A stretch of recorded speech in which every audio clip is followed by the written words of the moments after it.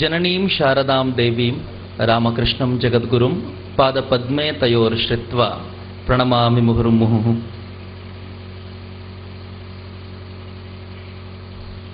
ಎಲಿಮೆಲೆಯ ಸಮಸ್ತ ಸಜ್ಜನ ಬಂಧುಗಳಿಗೂ ಮಾತಾ ಭಗಿನಿಯರಿಗೂ ನನ್ನ ಪ್ರೀತಿಪೂರ್ವಕ ನಮಸ್ಕಾರಗಳು. ಅವನು ಮಾಡಿದ ಒಂದು ಸಾಲಿನ ಪರಿಚಯದಲ್ಲೇ ನನಗೆ ಪ್ರಮೋಷನ್ ಕೊಟ್ಬಿಟ್ರು. ಹೀಗಾಗಿ ಮುಂದೇನೂ ಮಾಡೋ ಅಗತ್ಯ ಇಲ್ಲ. ನಾನು ರಾಜ್ಯ ಉಪಾಧ್ಯಕ್ಷ, ರಾಷ್ಟ್ರೀಯ ಉಪಾಧ್ಯಕ್ಷ ಮಾಡಿರೋದ್ರಿಂದ ಅದಾಗಲೇ ಪ್ರಮೋಷನ್ ಸಿಕ್ಕಾಗಿದೆ, ಪರಿಚಯ ವಿಸ್ತಾರವಾಗಿದೆ.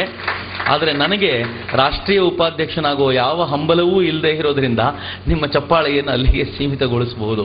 ಯಾಕೆಂದರೆ ನಾನು ಅದರ ಬಗ್ಗೆ ಆಸಕ್ತಿಯೂ ಇಲ್ಲ, ಅಲ್ಲಿಗೆ ಹೋಗಬೇಕು ಅನ್ನೋ ವಿಚಾರವೂ ಇಲ್ಲ. ಇಲ್ಲಿರೋದು ಏನಿದೆಯೋ ತುಂಬ ಚೆನ್ನಾಗಿದೆ ಅಂತ ಭಾವಿಸ್ಕೊಂಡಿದ್ದೀನಿ. ತುಂಬ ಸಂತೋಷ. ಬಹಳ ಪ್ರೀತಿಯಿಂದ ಈ ಊರಿಗೆ ಬರಲಿಕ್ಕೆ ಅವಕಾಶ ಆಯಿತು. ಎಲಿಮಲೆ ಅನ್ಕೊಂಡಾಗ ತುಂಬ ಚಿಕ್ಕ ಊರು ಅಂದ್ಕೊಂಡಿದ್ದೆ. ಊರು ಚಿಕ್ಕದ್ದೇ, ಆದರೆ ಮನಸ್ಸು ತುಂಬ ದೊಡ್ಡದ್ದು ಅಂತ ಈಗ ಅರ್ಥ ಆಯಿತು. ನನಗೆ ಭಾಳ ಸಂತೋಷ ಆಯಿತು. ನಾನು ಇಷ್ಟು ಜನ ಸೇರಿರ್ಬೋದು ಅಂತ ಅಂದ್ಕೊಂಡಿಲ್ಲ. ವಾಸ್ತವವಾಗಿ ಜನರನ್ನು ಎಣಿಸಿ ಊರಿಗೆ ಕಾರ್ಯಕ್ರಮಕ್ಕೆ ಹೋಗೋನಲ್ಲ ನಾನು.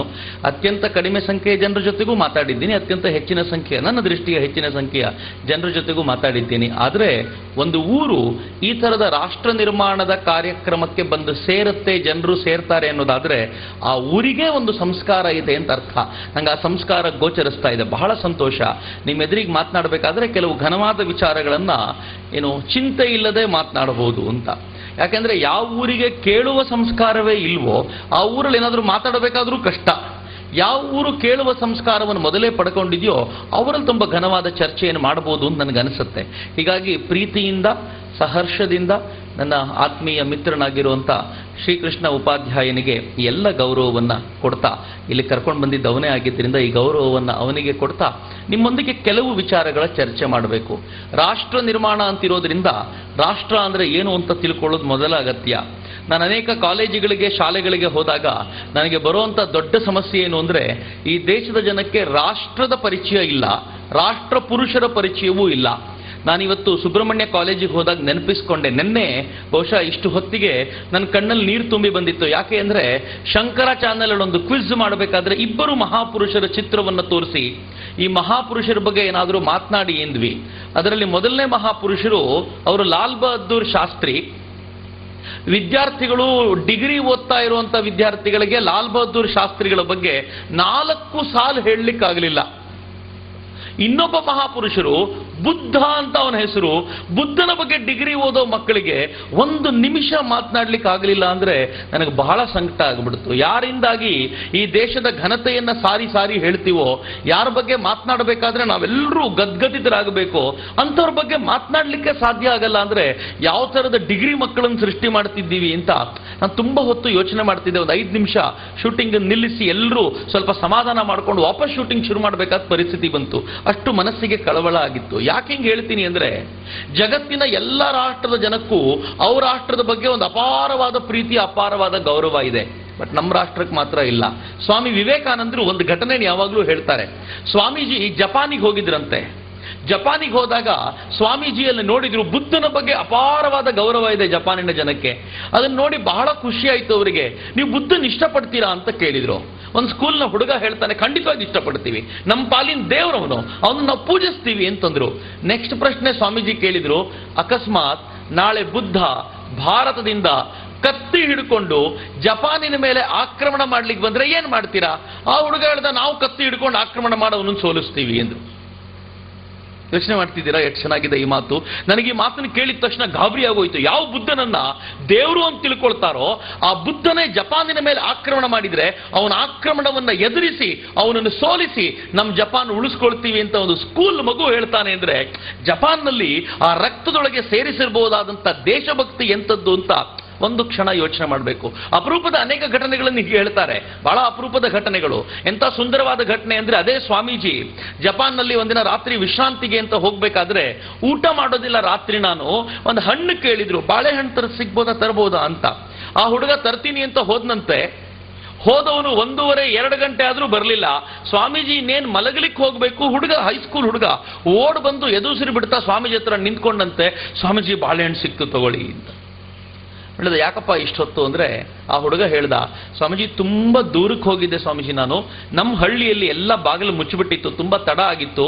ಅದಕ್ಕೆ ಇನ್ನು ಅಕಸ್ಮಾತ್ ನಾನೇನಾದ್ರೂ ನಮ್ಮ ಹಳ್ಳಿಯಲ್ಲಿ ಬಾಗಿಲು ಮುಚ್ಚಿಬಿಟ್ಟಿದ್ದಾರೆ ಅಂತ ನಿಮ್ಗೆ ಬಂದು ರಿಪೋರ್ಟ್ ಕೊಟ್ರೆ ನೀವು ವಾಪಸ್ ನಿಮ್ ದೇಶಕ್ಕೆ ಹೋಗ್ತೀರಾ?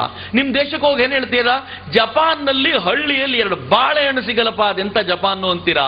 ಅದಕ್ಕೆ ಪಕ್ಕದ ಹಳ್ಳಿ ಎಬ್ಬಿಸಿ ಅವನ ಮನೆಯಿಂದ 2 ಬಾಳೆಹಣ್ಣು ತಗೊಂಡು ಬಂದೆ ಸ್ವಾಮೀಜಿ, ದಯವಿಟ್ಟು ನನ್ನ ದೇಶದ ಬಗ್ಗೆ ಏನು ಕೆಟ್ಟದಾಗಿ ಹೇಳ್ಬೇಡಿ ಸ್ವಾಮೀಜಿ ಎಂದಂತೆ ಹುಡುಗ.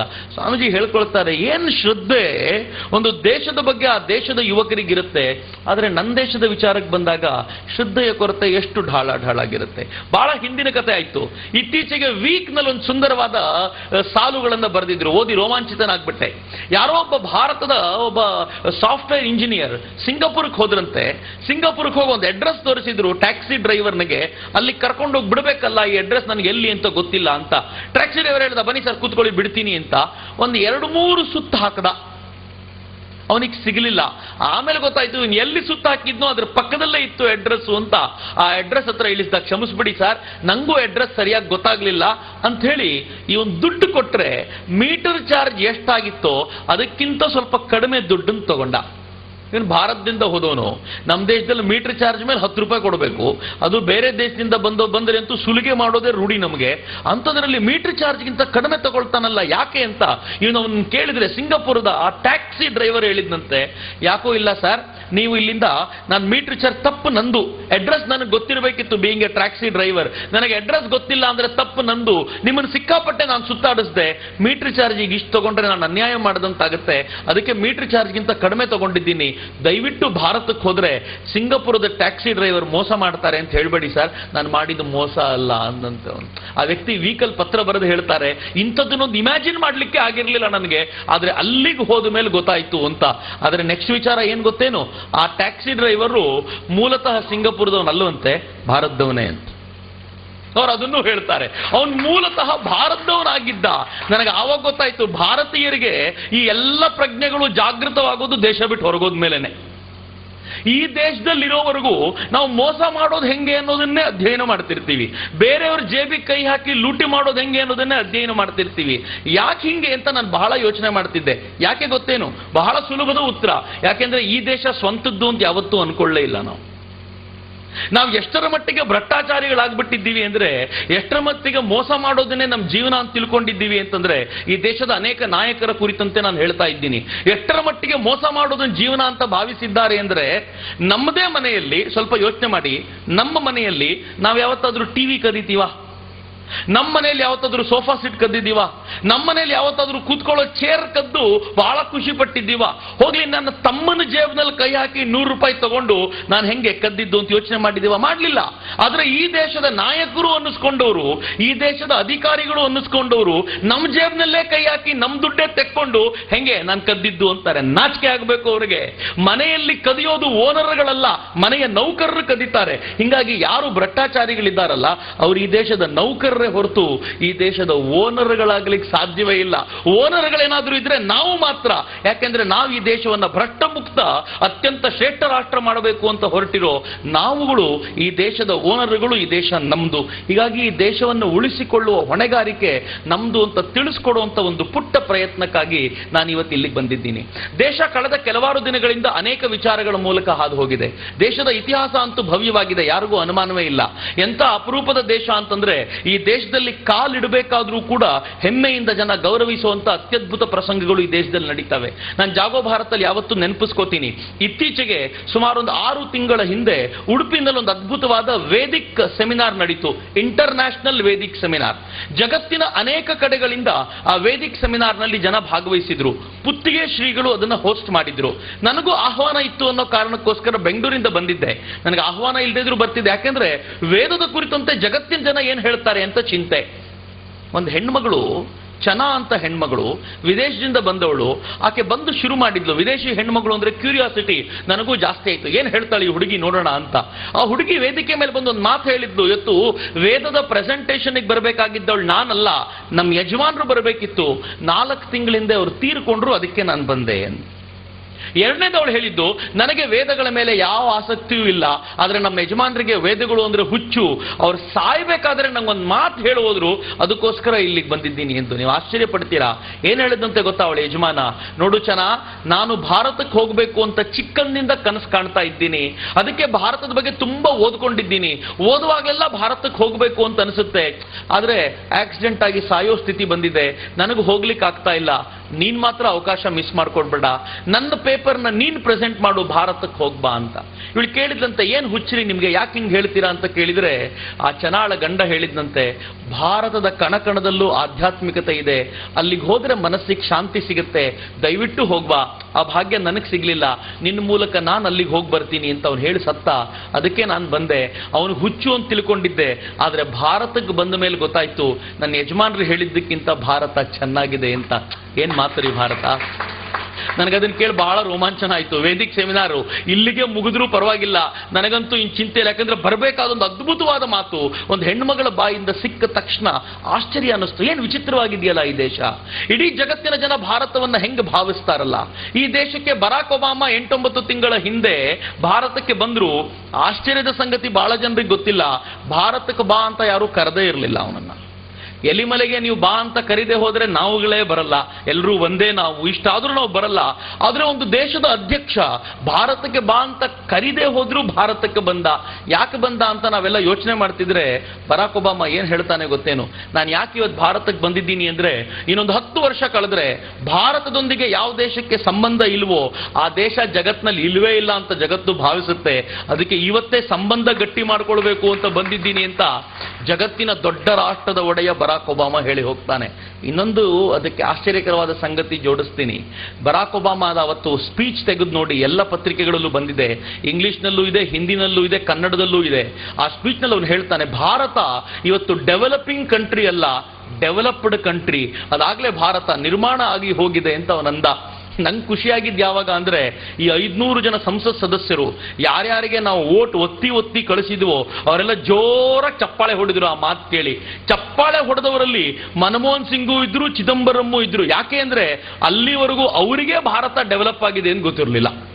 ಬರಾಕ್ ಒಬಾಮಾ ಹೇಳಬೇಕಾದ ಪರಿಸ್ಥಿತಿ ಬಂತು ಅವರಿಗೆ. ಇದು ಈ ದೇಶದ ದೌರ್ಭಾಗ್ಯದ ಸ್ಥಿತಿ. ನನ್ನ ದೇಶ ಏನು, ನನ್ನ ದೇಶ ಯಾವ ಸ್ಥಿತಿಯಲ್ಲಿದೆ, ನನ್ನ ದೇಶದ ಸಾಮರ್ಥ್ಯ ಏನು, ನನ್ನ ದೇಶದ ವೀಕ್ನೆಸ್ ಏನು, ನನ್ನ ದೇಶವನ್ನ ಗಟ್ಟಿ ಮಾಡೋದು ಹೆಂಗೆ ಅಂತ ಈ ದೇಶದ ಜನರು ಯಾರು ಅರ್ಥ ಮಾಡ್ಕೊಳ್ಳೋ ಸ್ಥಿತಿಯಲ್ಲೇ ಇಲ್ಲ ಅನ್ನೋದು ನನಗೆ ತುಂಬಾ ನೋವು ಅಂತ ಅನಿಸೋದು. ಹೀಗಾಗಿ ರಾಷ್ಟ್ರ ನಿರ್ಮಾಣದ ಕುರಿತಂತೆ ಒಂದಷ್ಟು ಚರ್ಚೆ ಆಗಲಿ ಅಂತ. ಇಂಥ ಅಪರೂಪದ ಹಿಸ್ಟ್ರಿ ಇರುವಂತ ಈ ದೇಶವನ್ನ ನಾವು ಏನ್ ಮಾಡಿದ್ವಿ, ಒಂದು ಕೆಟ್ಟ ಸ್ಥಿತಿ. ಭಾರತಕ್ಕೆ ಸ್ವಾತಂತ್ರ್ಯ ಬರೋ ಹೊತ್ತಿನಲ್ಲಿ ಈ ದೇಶದ ಜನ ಹೋರಾಟ ಮಾಡಿ ಮಾಡಿ ಮಾಡಿ ಮಾಡಿ ಸುಸ್ತಾದ ಜನ ಏನ್ ಮಾಡಿದ್ರಂತೆ, ಸ್ವಾತಂತ್ರ್ಯ ಬಂದ ಕಾಲಕ್ಕೆ ಸರಿಯಾಗಿ ಈ ದೇಶವನ್ನ ಪೂರ್ತಿ ನೆಹರು ಅವ್ರ ಕೈಲಿಟ್ಟು, ನೀವು ಹೆಂಗ್ ಆಳ್ತಿರೋ ಆಳಿಸ್ಕೊಳ್ತೀವಿ, ನೀವು ಆಳಿಸ್ಕೊಂಡಂಗೆ ನಾವು ಬದುಕ್ತೀವಿ ಅನ್ಕೊಂಡ್ವಲ್ಲ, ದೊಡ್ಡ ಈ ದೇಶದ ದುರ್ದಶೆ ಶುರುವಾಗಿದ್ದೆ ಆವಾಗ.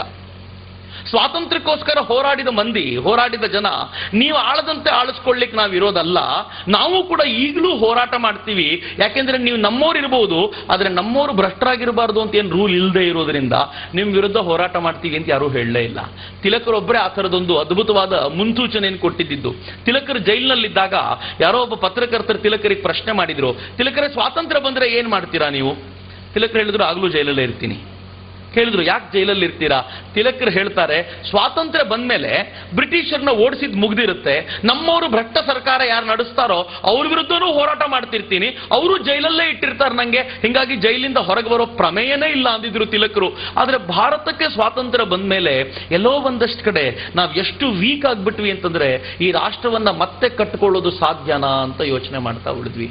ಎಲ್ಲಿವರೆಗೂ ಅಂದ್ರೆ, ಈ ರಾಷ್ಟ್ರವನ್ನ ಬ್ರಿಟಿಷರು ಹೆಂಗ್ ಹಾಳು ಮಾಡಿದ್ರೋ ಹಂಗೆ ವಾಪಸ್ ತಂದು ನಿಲ್ಲಿಸ್ಬೇಕು ಅನ್ನೋ ಪ್ರಯತ್ನವನ್ನೂ ಮಾಡಲಿಲ್ಲ.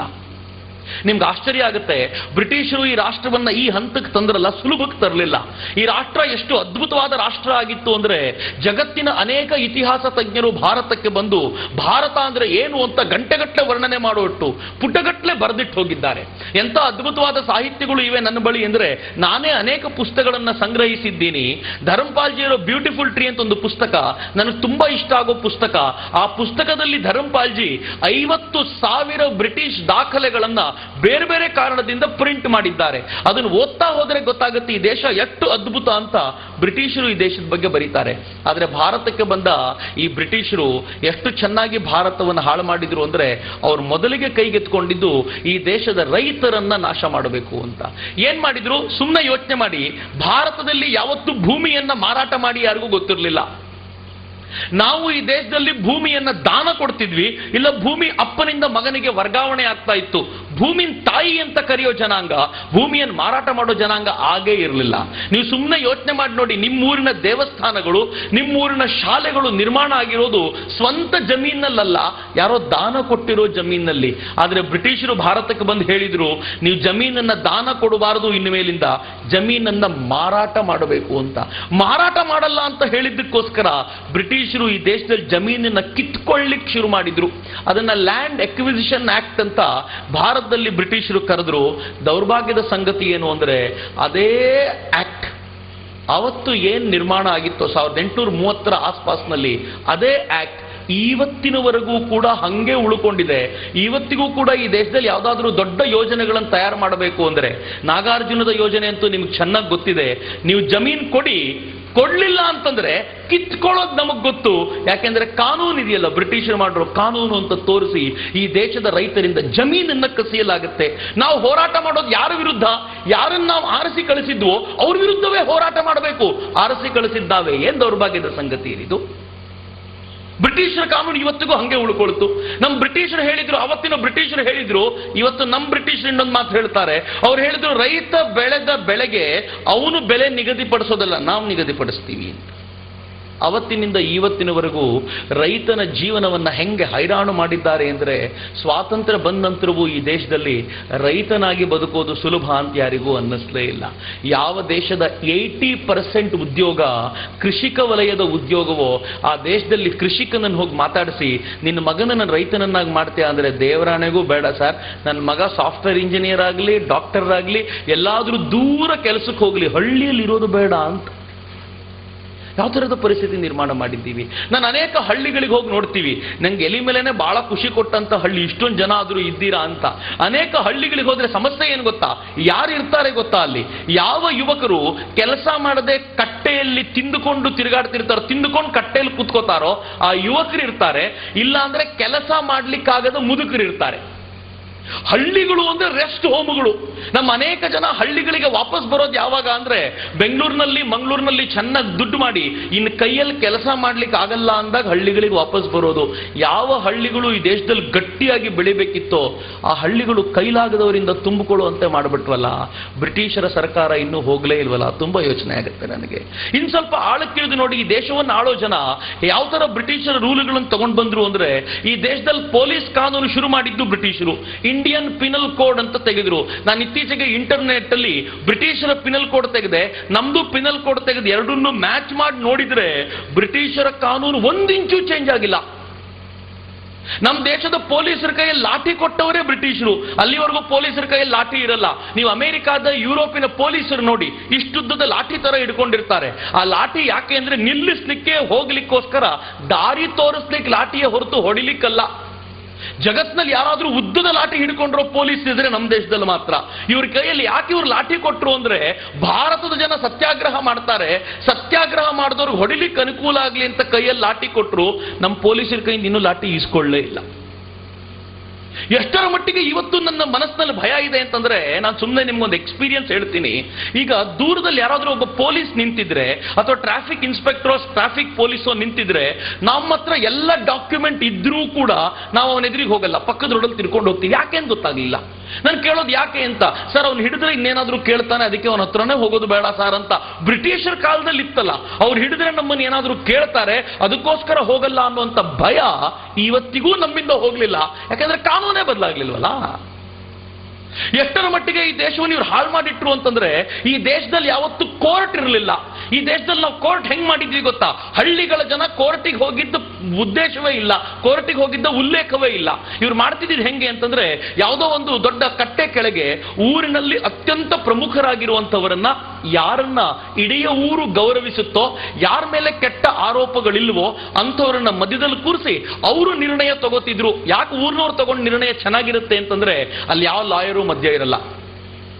ಈ ಊರಿನಲ್ಲಿ ಇಬ್ಬರನ್ನು ಹತ್ತಿರದಿಂದ ನೋಡಿದ ಜನ ಒಬ್ಬರನ್ನೊಬ್ರು ಹತ್ತಿರದಿಂದ ಗಮನಿಸಿ ಅವ್ರು ಕೊಡೋ ನಿರ್ಣಯ ಪರ್ಫೆಕ್ಟ್ ನಿರ್ಣಯ ಆಗಿರ್ತಿತ್ತು. ಬ್ರಿಟಿಷ್ ಹೇಳಿದ್ರು, ನಿಮ್ಮ ಪಾಡಿಗೆ ನೀವು ನಿರ್ಣಯ ಹಿಂಗೆ ಮಾಡ್ಕೊಂಡ್ಬಿಟ್ರೆ ಇನ್ನು ನಮ್ಮ ಕೆಲಸ ಏನು? ಅದಕ್ಕೆ ನಾವು ನಮ್ಮ ದೇಶದಲ್ಲಿ ಹೆಂಗಿದ್ಯೋ ಹಂಗೆ ತರ್ತೀವಿ ಅಂತ ಕೋರ್ಟ್ ತಗೊಂಡ್ಬಂದ್ರು, ಲಾಯರ್ಗಳನ್ನ ಕರ್ಕೊಂಡು ಬಂದ್ರು. ನಾನು ಇತಿಹಾಸದಲ್ಲಿ ಒಂದು ಅದ್ಭುತವಾದ ಘಟನೆ ಯಾವಾಗಲೂ ಓದ್ತೀನಿ, ಸುಮ್ಮನೆ ನಿಮ್ಮ ಮಾಹಿತಿಗಿರ್ಲಿ ಅಂತ ಹೇಳ್ತೀನಿ. ಈ ದೇಶದಲ್ಲಿ ಒಬ್ಬ ಅದ್ಭುತವಾದ ನ್ಯಾಯಾಧೀಶ ಇದ್ದ, ಅವನ ಹೆಸರು ವಿಕ್ರಮಾದಿತ್ಯ ಅಂತ. ಅವನ ಕುರ್ಚಿ ಬಗ್ಗೆನೇ ಮಾತಾಡ್ತಾರೆ ಜನ, ಅವನ ಆ ಕುರ್ಚಿ ಮೇಲೆ ಕೂತ್ರೆ ಅದ್ಭುತವಾದ ನ್ಯಾಯ ಕೊಡ್ತಿದ್ದ ಅಂತ. ಒಬ್ಬ ತಾಯಿ ಒಂದು ಮಗುನ್ ಕರ್ಕೊಂಡು ಬಂದ್ಲಂತೆ ವಿಕ್ರಮಾದಿತ್ಯನ ಹತ್ರ, ನನ್ನ ಮಗು ಪರಿಸ್ಥಿತಿ ನೋಡಿ, ಈ ಮಗು ನಂದು ಅಂತ. ಇನ್ನೊಬ್ಬ ತಾಯಿ ಬಂದು ಸುಳ್ಳು ಹೇಳ್ತಾಳವಳು, ಈ ಮಗು ನಂದು ಅಂದ್ಲು. ಈಗ ಅದನ್ನ ಟೆಸ್ಟ್ ಮಾಡೋದು ಹೆಂಗೆ? DNA ಟೆಸ್ಟ್ ಇದ್ದಿದ್ರೆ DNA ಟೆಸ್ಟಿಗೆ ಹಾಕ್ಬೋದಿತ್ತು. ಈಗ ಯಾವ ಟೆಸ್ಟ್ ಇಲ್ವಲ್ಲ, ಆಗ ಏನ್ ಮಾಡಬೇಕು? ವಿಕ್ರಮಾದಿತ್ಯ ಹೇಳ್ದ, ಬಹಳ ಟೆನ್ಷನ್ ಮಾಡ್ಕೋಬೇಡಿ, ನಿರ್ಣಯ ಕೊಡ್ತೀನಿ ಎಂದವನೇ ಮಂತ್ರಿಗೆ ಹೇಳಿ ಒಂದು ಕತ್ತಿ ತರಿಸಿ ಹೇಳ್ದ, ಅರ್ಧ ಡಿವೈಡ್ ಮಾಡ್ತೀನಿ, ಅರ್ಧ ಈ ತಾಯಿಗೆ ಅರ್ಧ ಈ ತಾಯಿಗೆ, ಪ್ರಾಬ್ಲಮ್ ಸಾಲ್ವ್. 1 ನಿಮಿಷದ ನಿರ್ಣಯ. ಹಂಗಂದ್ ಕೂಡಲೇ ಒಬ್ಬ ತಾಯಿ ಹೇಳಿದ್ಲಂತೆ, ರಾಜ ಹಂಗೇನಾದ್ರೂ ಮಾಡ್ಬಿಟ್ಟಿಯಾ? ಮತ್ತೆ ಈ ಮಗು ನಂದು ನಿಜ, ಆದ್ರೆ ನನ್ನ ಮಗು ನನ್ನ ಕಣ್ಣೆದಿಗೆ ತುಂಡಾಗೋದು ನನ್ನ ಹತ್ರ ನೋಡ್ಲಿಕ್ಕಾಗಲ್ಲ, ಅವಳ ಹತ್ರನೇ ಇರ್ಲಿ, ದೂರದಿಂದ ನೋಡ್ಕೊಂಡಿರ್ತೀನಿ ಅಂದ ತಕ್ಷಣ ರಾಜ ಹೇಳಿದ್ನಂತೆ, ವಾ ಒರಿಜಿನಲ್ ತಾಯಿ ನೀನೆ, ಕರ್ಕೊಂಡೋಗಿ ಈ ಮಗುನ, ಆ ತಾಯಿಗೆ ಶಿಕ್ಷೆ ಕೊಡಿ ಎಂದ್ರು ಅವಳು. 1 ನಿಮಿಷದಲ್ಲಿ ನಿರ್ಣಯ ಮುಗಿದೋಯ್ತು. ಆದ್ರೆ ಸ್ವಲ್ಪ ಇವತ್ತಿನ ಕೋರ್ಟ್ ಯೋಚನೆ ಮಾಡಿ, ಬ್ರಿಟಿಷರು ತಂದಿರೋ ಕೋರ್ಟ್ ನಲ್ಲಿ ಅದೇ ತಾಯಿ ಹೋಗಿ ನಿಂತ್ಕೊಂಡಿದ್ದಿದ್ರೆ, ಲಾಯರ್ಗಳು ಇಬ್ಬರಿಗೂ ಪ್ರೂಫ್ ಕೊಟ್ಟು ಬಡದಾಡೋರು 20 ವರ್ಷ ಬಡದಾಟ, ಒರಿಜಿನಲ್ ತಾಯಿ ಸತ್ತೋಗಿರ್ತಿದ್ಲು. ಈ ಮಗುವಿಗೆ ಕೋರ್ಟಿಗೆ ಬಂದು ಸಾಕಾಗಿ ನನಗೆ ಅಮ್ಮನೇ ಬೇಡ, ಬಿಟ್ರೆ ಸಾಕು ಅಂತಿದ್ದ ಅವನು. ಇದು ಈ ಕೋರ್ಟ್ ಪದ್ಧತಿ. ಯಾವ ಸಿಸ್ಟಮ್ಗೆ ತಂದು ನಮ್ಮನ್ನು ನಿಲ್ಲಿಸಿದ್ರು ಅಂತಂದ್ರೆ, ನಮ್ಮ ಲಾಯರ್ಗಳಿಗೆ ತಯಾರು ಮಾಡೋದ. ಯಾರಾದ್ರೂ ಲಾಯರ್ ಆದರೂ ಇದ್ರೆ ದಯವಿಟ್ಟು ಕ್ಷಮಿಸಿ, ನಾನು ಆ ವೃತ್ತಿಯನ್ನ ದ್ವೇಷಿಸ್ತಾ ಇಲ್ಲ. ಆದ್ರೆ ಕಾನೂನು ಹೆಂಗಿದೆ ಅಂತಂದ್ರೆ, ಲಾಯರ್ಗಳನ್ನ ಕರ್ಕೊಂಡೋಗಿ ಬಿಟ್ರೆ ಈ ಕೋರ್ಟ್ ಕೇಸ್ ಮುಗಿದೇ ಇರೋದಕ್ಕೆ ಏನೇನು ಮಾಡಬೇಕು ಅನ್ನೋದಕ್ಕೆ ಒಂದು ದೊಡ್ಡ ವ್ಯವಸ್ಥೆ ಮಾಡೋದಕ್ಕೆ ಲಾಯರ್ಗಿರಿ ಅಂತ ಕರೆದು ಬಿಟ್ರು. ಎಷ್ಟರ ಮಟ್ಟಿಗೆ ಮಾಡ್ತಾರೆ ಅಂದ್ರೆ, ಹಳ್ಳಿಯ ಒಬ್ಬ ರೈತ, ನಾನು ತುಂಬಾ ಜನರನ್ನು ನೋಡಿದ್ದೀನಿ, ಒಂದು ಗುಂಟೆನೂ ಅಲ್ಲ, 1-2 ಅಡಿ ಜಾಗ ಒಬ್ಬರಿಂದ ಮತ್ತೊಬ್ಬರಿಗೆ ಹೋಗಿದೆ ಅಂತ ಬೆಂಗಳೂರಿನ ಕೋರ್ಟ್ಗೆ, ಹೈಕೋರ್ಟ್ಗೆ ಬಂದು ಬಡಿದಾಡ್ತಾ ಇದ್ದಂತ ಇಬ್ರು ಅಣ್ಣ ತಮ್ಮಂದ್ರು ನಾನು ಖುದ್ದಾಗಿ ಮಾತಾಡ್ಸಿದ್ದೀನಿ. 14 ವರ್ಷ ಕೋರ್ಟಿಗೆ ಹೋದ್ರು, ಕೊನೆಗೂ ನಿರ್ಣಯ ಸಿಗ್ಲಿಲ್ಲ. ಆಮೇಲೆ ಏನಾಗಿತ್ತು ಗೊತ್ತಾ? ಅಷ್ಟೊತ್ತಿಗೆ ಇಬ್ರು ತಮ್ಮ ಜಮೀನನ್ನ ಮಾರ್ಕೊಂಡಿದ್ರೆ ಹೊರತು 1 ಅಡಿ ಜಾಗ ಇಬ್ಬರಿಗೂ ಸಿಕ್ಕಿರ್ಲಿಲ್ಲ. ಜಮೀನು ಹೋಯ್ತು, ಆದರೆ ಸಿಗ್ಲಿಲ್ಲ. ಆ ಥರದ ನ್ಯಾಯ ವ್ಯವಸ್ಥೆಯನ್ನ ಇವತ್ತಿಗೂ ಕೂಡ ಇಟ್ಕೊಂಡು ಸಾಕೊಂಡು ಬರ್ತಾ ಇದ್ದೀವಿ. ಏನ್ರಿ ಅವಸ್ಥೆ ಇದು? ಸ್ವಾತಂತ್ರ್ಯ ಬಂದ 60 ವರ್ಷಗಳಲ್ಲಿ ಇಷ್ಟು ಬದಲಾವಣೆ ಮಾಡಬಹುದಿತ್ತ? ಹೋಗ್ಲಿ, ಶಿಕ್ಷಣ ವ್ಯವಸ್ಥೆ ಆದರೂ ಸರಿ ಮಾಡಿದ್ವಾ? ನಮ್ಮ ಮಕ್ಕಳಿಗೆ ಇಂಗ್ಲಿಷ್ ಕಲಿಸ್ಬೇಕು ಅಂತ ಸ್ಕೂಲಿಗೆ ಕಳಿಸ್ಕೊಟ್ವಿ. ಇಂಗ್ಲಿಷ್ ಕಲಿಸ್ಕೊಡೋ ನೆಪದಲ್ಲಿ ಏನಾಗೋಯ್ತು ಗೊತ್ತೇನು? ನನಗೇನು ಇಂಗ್ಲಿಷ್ ಮೇಲೆ ದ್ವೇಷ ಇಲ್ಲ, ನಾನು ಇಂಗ್ಲಿಷ್ನಲ್ಲಿ ಮಾತಾಡ್ತೀನಿ, ಇಂಗ್ಲಿಷ್ನಲ್ಲೇ ಓದ್ದವನು ನಾನು, ಇಂಜಿನಿಯರಿಂಗ್ ಎಲ್ಲ ಕನ್ನಡ ಮೀಡಿಯಂ ಇಂದ ಆನಂತರ ಇಂಗ್ಲಿಷಿಗೆ ಹೋದೆ ನಾನು. ಇಂಗ್ಲಿಷಿನ ಮೇಲೆ ದ್ವೇಷ ಅಲ್ಲ, ಆದರೆ ಇಂಗ್ಲಿಷಿನ ಪ್ರಾಬ್ಲಮ್ ಏನು ಗೊತ್ತೇನು? LKG ಹೋಗೋ ಮಗು, 1ನೇ ಕ್ಲಾಸಿಗೆ ಹೋಗೋ ಮಗು, 2ನೇ ಕ್ಲಾಸಿಗೆ ಹೋಗೋ ಮಗು ಮನೆಯಲ್ಲಿರೋ ಹಳ್ಳಿಯ ಅಮ್ಮನ ಹತ್ರ ಬಂದು ಪುಸ್ತಕ ಕೊಟ್ರೆ ಆ ಅಮ್ಮನಿಗೆ ABCD ಬರಬೇಕಲ್ರಿ ಪಾಪ. ಆ ಅಮ್ಮ ಯಾವ ಮಟ್ಟಿಗೆ ಯೂಸ್ಲೆಸ್ ಆಗಿಬಿಡುತ್ತಾಳೆ ಮಗುವಿನ ಮುಂದೆ ಅಂದ್ರೆ, ಮಗು ಹೇಳುತ್ತೆ, ನಿನ್ನಗಿಂತ ನಮ್ಮ ಮಿಸ್ಸೇ ವಾಸಿ ಅಂತ ಒಂದು ಸಲ ಡಿಸೈಡ್ ಮಾಡಿದ್ರೆ ಇನ್ನು ಅಮ್ಮನ ಮೇಲೆ ಯಾವತ್ತಾದ್ರೂ ಆ ಮಗುಗೆ ರೆಸ್ಪೆಕ್ಟ್ ಹುಟ್ಲಿಕ್ಕೆ ಸಾಧ್ಯನಾ? ಯಾವತ್ತಾದ್ರೂ ಆ ಮಗು ಅಮ್ಮನನ್ನ ಪ್ರೀತಿಯಿಂದ ಅಮ್ಮ ಹೇಳೋದೆಲ್ಲ ಸತ್ಯ ಅಂತ ಭಾವಿಸ್ಲಿಕ್ಕೆ ಸಾಧ್ಯನಾ? ನನಗೆ ನಮ್ಮಮ್ಮ ಹೇಳ್ಕೊಟ್ಟ ಕಥೆಗಳೇ ಇವತ್ತಿಗೂ ಜೀವಾಳ. ಯಾಕಂದ್ರೆ ನಮ್ಮ ಅಮ್ಮನ ಅಷ್ಟು ಶ್ರದ್ಧೆಯಿಂದ ಒಪ್ಕೊಂಡವನು ನಾನು. ಆದ್ರೆ ಇವತ್ತಿನ ಮಗುವಿಗೆ ಅದು ಸಾಧ್ಯ ಆಗತ್ತಾ? 1 ನಿಮಿಷ ಕೂತ್ಕೊಂಡು ಯೋಚನೆ ಮಾಡಿ, ಎಂಥ ಗಂಭೀರ ಪರಿಸ್ಥಿತಿ ತಂದ್ವಿ. ಈ ದೇಶಕ್ಕೆ ಸ್ವಾತಂತ್ರ್ಯ ಬಂದ ನಂತರ ಸ್ವಲ್ಪ ಈ ದೇಶದ ಬುದ್ಧಿವಂತ ಜನ ಅನ್ನಿಸ್ಕೊಂಡವ್ರು ಟರ್ನ್ ಮಾಡ್ಲಿಕ್ಕೆ ಪ್ರಯತ್ನ ಪಡಬೇಕಿತ್ತಲ್ಲ, ಮಾಡಲೇ ಇಲ್ಲ. ಯಾಕೆ ಮಾಡಲಿಲ್ಲ ಅಂತಂದ್ರೆ, ಈ ದೇಶದ ಜನ ಹೋರಾಟ ಮಾಡದೆ ಹೋರಾಟವನ್ನು ನಿಲ್ಲಿಸಿದ್ರ ಪರಿಣಾಮವಾಗಿ ಹಂಗಾಯ್ತು. ಆದರೆ ಈಗೊಂದು ಒಳ್ಳೆ ಅವಕಾಶ ಇದೆ. ಈ ಅವಕಾಶ ಎಂಥದ್ದು ಅಂತಂದ್ರೆ, ಭಾರತವನ್ನ ಎಲ್ಲ ಸಮಸ್ಯೆಗಳಿಂದ ಮುಕ್ತಗೊಳಿಸಬಹುದಾದಂಥ ಅವಕಾಶ. ಎಲ್ಲ ವ್ಯವಸ್ಥೆಗಳು ಹಾಗೆ ಇರಲಿ, ಆದರೆ ಈ ವ್ಯವಸ್ಥೆಯಲ್ಲಿ ಬ್ರಿಟಿಷರೊಂದು ಭ್ರಷ್ಟತೆಯನ್ನ ಇಣುಕುವಂತೆ ಮಾಡಿದ್ರಲ್ಲ, ಈ ಭ್ರಷ್ಟತೆಯನ್ನ ಕಿತ್ತೊಗೆಯುವಂತ ಅಪರೂಪದ ಅವಕಾಶ. ನಾನು ಇತ್ತೀಚೆಗೆ 2 ಪ್ರಮುಖವಾದ ಹೋರಾಟಗಳಲ್ಲಿ ಭಾಗವಹಿಸಿದೆ. ಈ ಎರಡು ಪ್ರಮುಖವಾದ ಹೋರಾಟ ಯಾವುದು ಅಂದ್ರೆ, ಮೊದಲನೇದು ರಾಮದೇವ್ ಬಾಬಾ ಅವರ ಆಂದೋಲನ. ಆ ಆಂದೋಲನದಲ್ಲಿ ಸುಮಾರು 8 ದಿನಗಳ ಕಾಲ ಬೆಂಗಳೂರಿನಲ್ಲಿ ಅನೇಕ ಜವಾಬ್ದಾರಿಯನ್ನ ನನಗೆ ವಹಿಸಿತ್ತು ಸಂಘಟನೆ, ಹೀಗಾಗಿ ಆ ಕೆಲಸ ಮಾಡ್ತಿದ್ದೆ. ಎರಡನೇದು ಅಣ್ಣಾ ಹಜಾರೆ ಅವರ ಆಂದೋಲನ. ಈ ಆಂದೋಲನದಲ್ಲಿ ನಾನು ಊರಿಂದ ಊರಿಗೆ ತಿರುಗಾಡುವಂತ ಜವಾಬ್ದಾರಿ ನನಗೆ ಕೊಟ್ಟಿದ್ದರಿಂದ ಅನೇಕ ಕಾಲೇಜುಗಳಿಗೆ ಹೋಗಿ ವಿದ್ಯಾರ್ಥಿಗಳನ್ನ ಸಂಘಟಿಸುವ ಪ್ರಯತ್ನ ಮಾಡ್ತಿದ್ದೆ. ಈ ಎರಡೂ ಆಂದೋಲನಗಳ ಅಧ್ಯಯನದಲ್ಲಿ, ಹೋರಾಟದಲ್ಲಿ ನನಗೆ ಒಂದು ವಿಚಾರ ಗೊತ್ತಾಯ್ತು: ಭಾರತ ಬದಲಾವಣೆಗೆ ತನ್ನನ್ನೇ ತಾನು ತೆರೆಕೊಂಡಿರುವಂತ ಅಪರೂಪದ ರಾಷ್ಟ್ರ. ನಮ್ಮನ್ನು ಆಳೋ ಸರ್ಕಾರಗಳು ಹೆಂಗಿವೆ ಅಂತಂದ್ರೆ, ಅವರು ಟೇಕ್ ಇಟ್ ಫಾರ್ ಗ್ರಾಂಟೆಡ್ ಅಂತ. ನಾವಿರೋದೇ ಈ ದೇಶವನ್ನು ಲೂಟಿ ಮಾಡಲಿಕ್ಕೆ, ನಾವು ಹೇಳದಂತೆ ದೇಶ ಕೇಳುತ್ತೆ ಅಂತ ಈ ದೇಶದ ಒಂದಷ್ಟು ಜನ ಅಂದುಕೊಂಡು ಬಿಟ್ಟಿದ್ದಾರೆ. ಈ ದೇಶದ ಪ್ರಧಾನಮಂತ್ರಿ ನಮ್ಮ ದೌರ್ಭಾಗ್ಯ. ಎಂಥ ಪ್ರಧಾನಮಂತ್ರಿ ನಮ್ಗೆ ಸಿಕ್ಕಿದ್ದಾರೆ ಅಂತಂದ್ರೆ ಅತ್ಯಂತ ಬುದ್ಧಿವಂತ, ಆದರೆ ಏನೂ ಕೆಲಸಕ್ಕೆ ಬರದ ಪ್ರಧಾನಮಂತ್ರಿ ಇಟ್ಕೊಂಡಿದ್ದೀವಿ. ನಂಗೆ ಯಾರೋ ಇತ್ತೀಚೆಗೆ ಒಂದು ಮೆಸೇಜ್ ಕಳಿಸಿದ್ರು, ನಮ್ಮ ಪ್ರಧಾನಮಂತ್ರಿಗಳು ಎಂಥವ್ರು ಅಂತಂದ್ರೆ, ಒಂದು ಡೆಂಟಲ್ ಡಾಕ್ಟರ್ ಬಳಿಗೆ ನಮ್ಮ ಪ್ರಧಾನಮಂತ್ರಿನ ಕರ್ಕೊಂಡು ಹೋದ್ರಂತೆ. ಡಾಕ್ಟರ್ ಹೇಳಿದ್ರಂತೆ, ಪ್ರಧಾನಮಂತ್ರಿಗಳೇ ಇಲ್ಲಾದ್ರೂ ಬಾಯಿ ತೆಗಿರಿ, ನಿಮ್ಮ ಹಲ್ಲು ಸರಿ ಮಾಡಬೇಕು, ಇಲ್ಲೂ ಬಾಯಿ ಮುಚ್ಕೊಂಡಿದ್ರೆ ನಾನು ಹೆಂಗ್ ಸರಿ ಮಾಡೋದು ಅಂತ ಮಾತಾಡ್ಲಿಕ್ಕೆ ತಯಾರಾಗಲ್ಲ ಅವರು. ಅವ್ರು ಎಷ್ಟರ ಮಟ್ಟಿಗೆ ದಿವ್ಯ ನಿರ್ಲಕ್ಷ್ಯ ಅಂದ್ರೆ, ಪ್ರತಿಯೊಂದು ವಿಚಾರದಲ್ಲೂ ಯಾವ ವಿಚಾರದಲ್ಲೂ ನಾನು ಮಾತಾಡಲ್ಲ ಅಂತ ಮೌನ ವಹಿಸ್ಕೋತಾರೆ. ಮೌನವನ್ನು ಮುರಿಯೋದು ಹೆಂಗೆ ಅಂದ್ರೆ ಪತ್ರ ಬರೋದು. ಮಾತಾಡ್ಲಿಕ್ಕೆ ಆಗದೆ ಇರುವಂತ ಪ್ರಧಾನಮಂತ್ರಿ. ಏನು ಅವಸ್ಥೆ ಇದು, ಏನು ಪರಿಸ್ಥಿತಿ ಆಗೋಗಿದೆ. ಎಂತ ಹೋರಾಟ ನಡೀತು ಈ ದೇಶದಲ್ಲಿ ಅಂತಂದ್ರೆ, ಈ ಎಲ್ಲ ವಿಚಾರಗಳ ಕುರಿತಂತೆ ಚರ್ಚೆ ಮಾಡಿದ ರಾಮದೇವ್ ಬಾಬಾ, ಈ ಎಲ್ಲ ವಿಚಾರಗಳ ಕುರಿತಂತೆ ಒಂದು ಆಂದೋಲನಕ್ಕೆ ಸಿದ್ಧವಾಗಬೇಕು ಅಂತ ಹೇಳಿದ ರಾಮದೇವ್ ಬಾಬಾ ಏನು ಅದ್ಭುತವಾದ ಹೋರಾಟವನ್ನು ಸಂಘಟಿಸಿದ್ರು ಅಂತಂದ್ರೆ, ಈ ದೇಶದ ಕಪ್ಪು ಹಣವನ್ನ ವಾಪಸ್ ತರಬೇಕು ಅಂತ. ನಾವು ಕಪ್ಪು ಹಣದ ಕುರಿತಂತೆ ತುಂಬಾ ಚಿಂತೆ ಮಾಡಿದ್ದೀವಿ, ತುಂಬಾ ಚರ್ಚೆ ಮಾಡಿದ್ದೀವಿ. ಈಗ ಸ್ವಲ್ಪ ಚರ್ಚೆ ಶುರುವಾಯಿತು, ಕಪ್ಪು ಹಣ ಹೆಂಗ್ ಸಂಗ್ರಹ ಆಗುತ್ತೆ. ಈ ದೇಶದ ವಿಚಿತ್ರ ಏನು ಅಂತಂದ್ರೆ, ಈ ದೇಶದ ಜನರ ಒಂದು ಮೆಂಟಾಲಿಟಿ ಇದೆ. ಈ ಮೆಂಟಾಲಿಟಿ ಏನು ಅಂದ್ರೆ, ಟ್ಯಾಕ್ಸ್ ಕಟ್ಟಿ ಅಂದ್ರೆ ಕಟ್ಟಲ್ಲ, ಆದ್ರೆ ಭಿಕ್ಷೆ ಕೊಡಿ ಅಂದ್ರೆ ಕೊಡ್ತಾರೆ. ದೇವ್ರ ಹುಂಡಿಗೆ ಹಣ ಹಾಕಿ ಅಂದ್ರೆ ಹಣ ಹಾಕ್ತಾರೆ. ಟ್ಯಾಕ್ಸ್ ಕಟ್ಟಿ ಅಂತ ಕೇಳಿದ್ರೆ ಮಾತ್ರ ಕೊಡಲ್ಲ. ನಾನೊಂದ್ಸಲ ಲೆಕ್ಕಾಚಾರ ಹಾಕ್ತಾ ಇದ್ದೆ, ಮುಂಬೈನಲ್ಲಿ ಒಟ್ಟು ಭಿಕ್ಷುಕರ ಸಂಖ್ಯೆ ಎಷ್ಟಿರಬಹುದು ಅಂತ. ಈ ವಿಚಾರ ಕೇಳಿದಾಗ ನಂಗೆ ಗಾಬರಿ ಆಗೋಯ್ತು. ಮುಂಬೈ ಒಂದರಲ್ಲಿ 50,000 ಜನ ಭಿಕ್ಷುಕರಿದ್ದಾರಂತೆ. ಆಮೇಲೆ ನಂಗೆ ಗೊತ್ತಾಯ್ತು, ಈ 50,000 ಜನರ ಆದಾಯ ಎಷ್ಟು ಅಂತಂದ್ರೆ, ಪ್ರತಿನಿತ್ಯ ಒಬ್ಬೊಬ್ಬರು 400ರಿಂದ 500 ರೂಪಾಯಿ ಸಂಪಾದನೆ ಮಾಡ್ತಾರಂತೆ. ತಲಾ ಆದಾಯ 400 ರೂಪಾಯಿ ಭಿಕ್ಷುಕರದು. ಆಮೇಲೆ ನಂಗೆ ಯಾರೋ ಹೇಳಿದ್ರು, ಈ ಭಿಕ್ಷುಕರ ಒಟ್ಟು ಆದಾಯವನ್ನ ಸಂಗ್ರಹ ಮಾಡಿದ್ರೆ 1 ತಿಂಗಳ ಕಾಲ ಮುಂಬೈನ ಆರಾಮಾಗಿ ನಡೆಸಬಹುದು, ಅಷ್ಟು ದುಡ್ಡನ್ನ ಇವರು ಸಂಗ್ರಹಿಸ್ತಾರೆ ಅಂತ ಹೇಳಿದ್ರು. ನನ್ಗೆ ಮಜಾ ಅನಿಸಿದ್ದೇನು ಅಂದ್ರೆ, ಭಿಕ್ಷುಕರು ಜಾಸ್ತಿ ಇದ್ದಾರೆ ಅಂತ ಒಂದ್ ಕಡೆ ಅನಿಸಿದ್ರು, ಭಿಕ್ಷುಕರಿಗೆ ಕೊಡುವ ಮನಸ್ಸಿನ ಜನ ಅಷ್ಟೊಂದು ಜನ ಇದ್ದಾರಲ್ಲ, ಏನು ಅದ್ಭುತವಾದ ಸಂಖ್ಯೆ ಇದು. ಅದಕ್ಕೆ ನಮ್ಮ ರಾಜೀವ್ ದೀಕ್ಷಿತರು ಯಾವಾಗಲೂ ಹೇಳೋರು, ಈ ದೇಶದಲ್ಲಿ ಟ್ಯಾಕ್ಸ್ ಕಲೆಕ್ಟ್ ಮಾಡೋದನ್ನ ಬಿಟ್ಟು ಟ್ಯಾಕ್ಸ್ ಆಫೀಸರ್ಗಳನ್ನೆಲ್ಲ ಸೇರಿಸಿಕೊಂಡು ಈ ದೇಶದ ಮನೆ ಮನೆಗೂ ಹೋಗಿ ಭಿಕ್ಷೆ ಬೇಡಿ ಅಂತ ಹೇಳಿದ್ರೆ ಟ್ಯಾಕ್ಸ್ಗಿಂತ ಜಾಸ್ತಿ ಕಲೆಕ್ಟ್ ಆಗುತ್ತೆ ಅಂತ.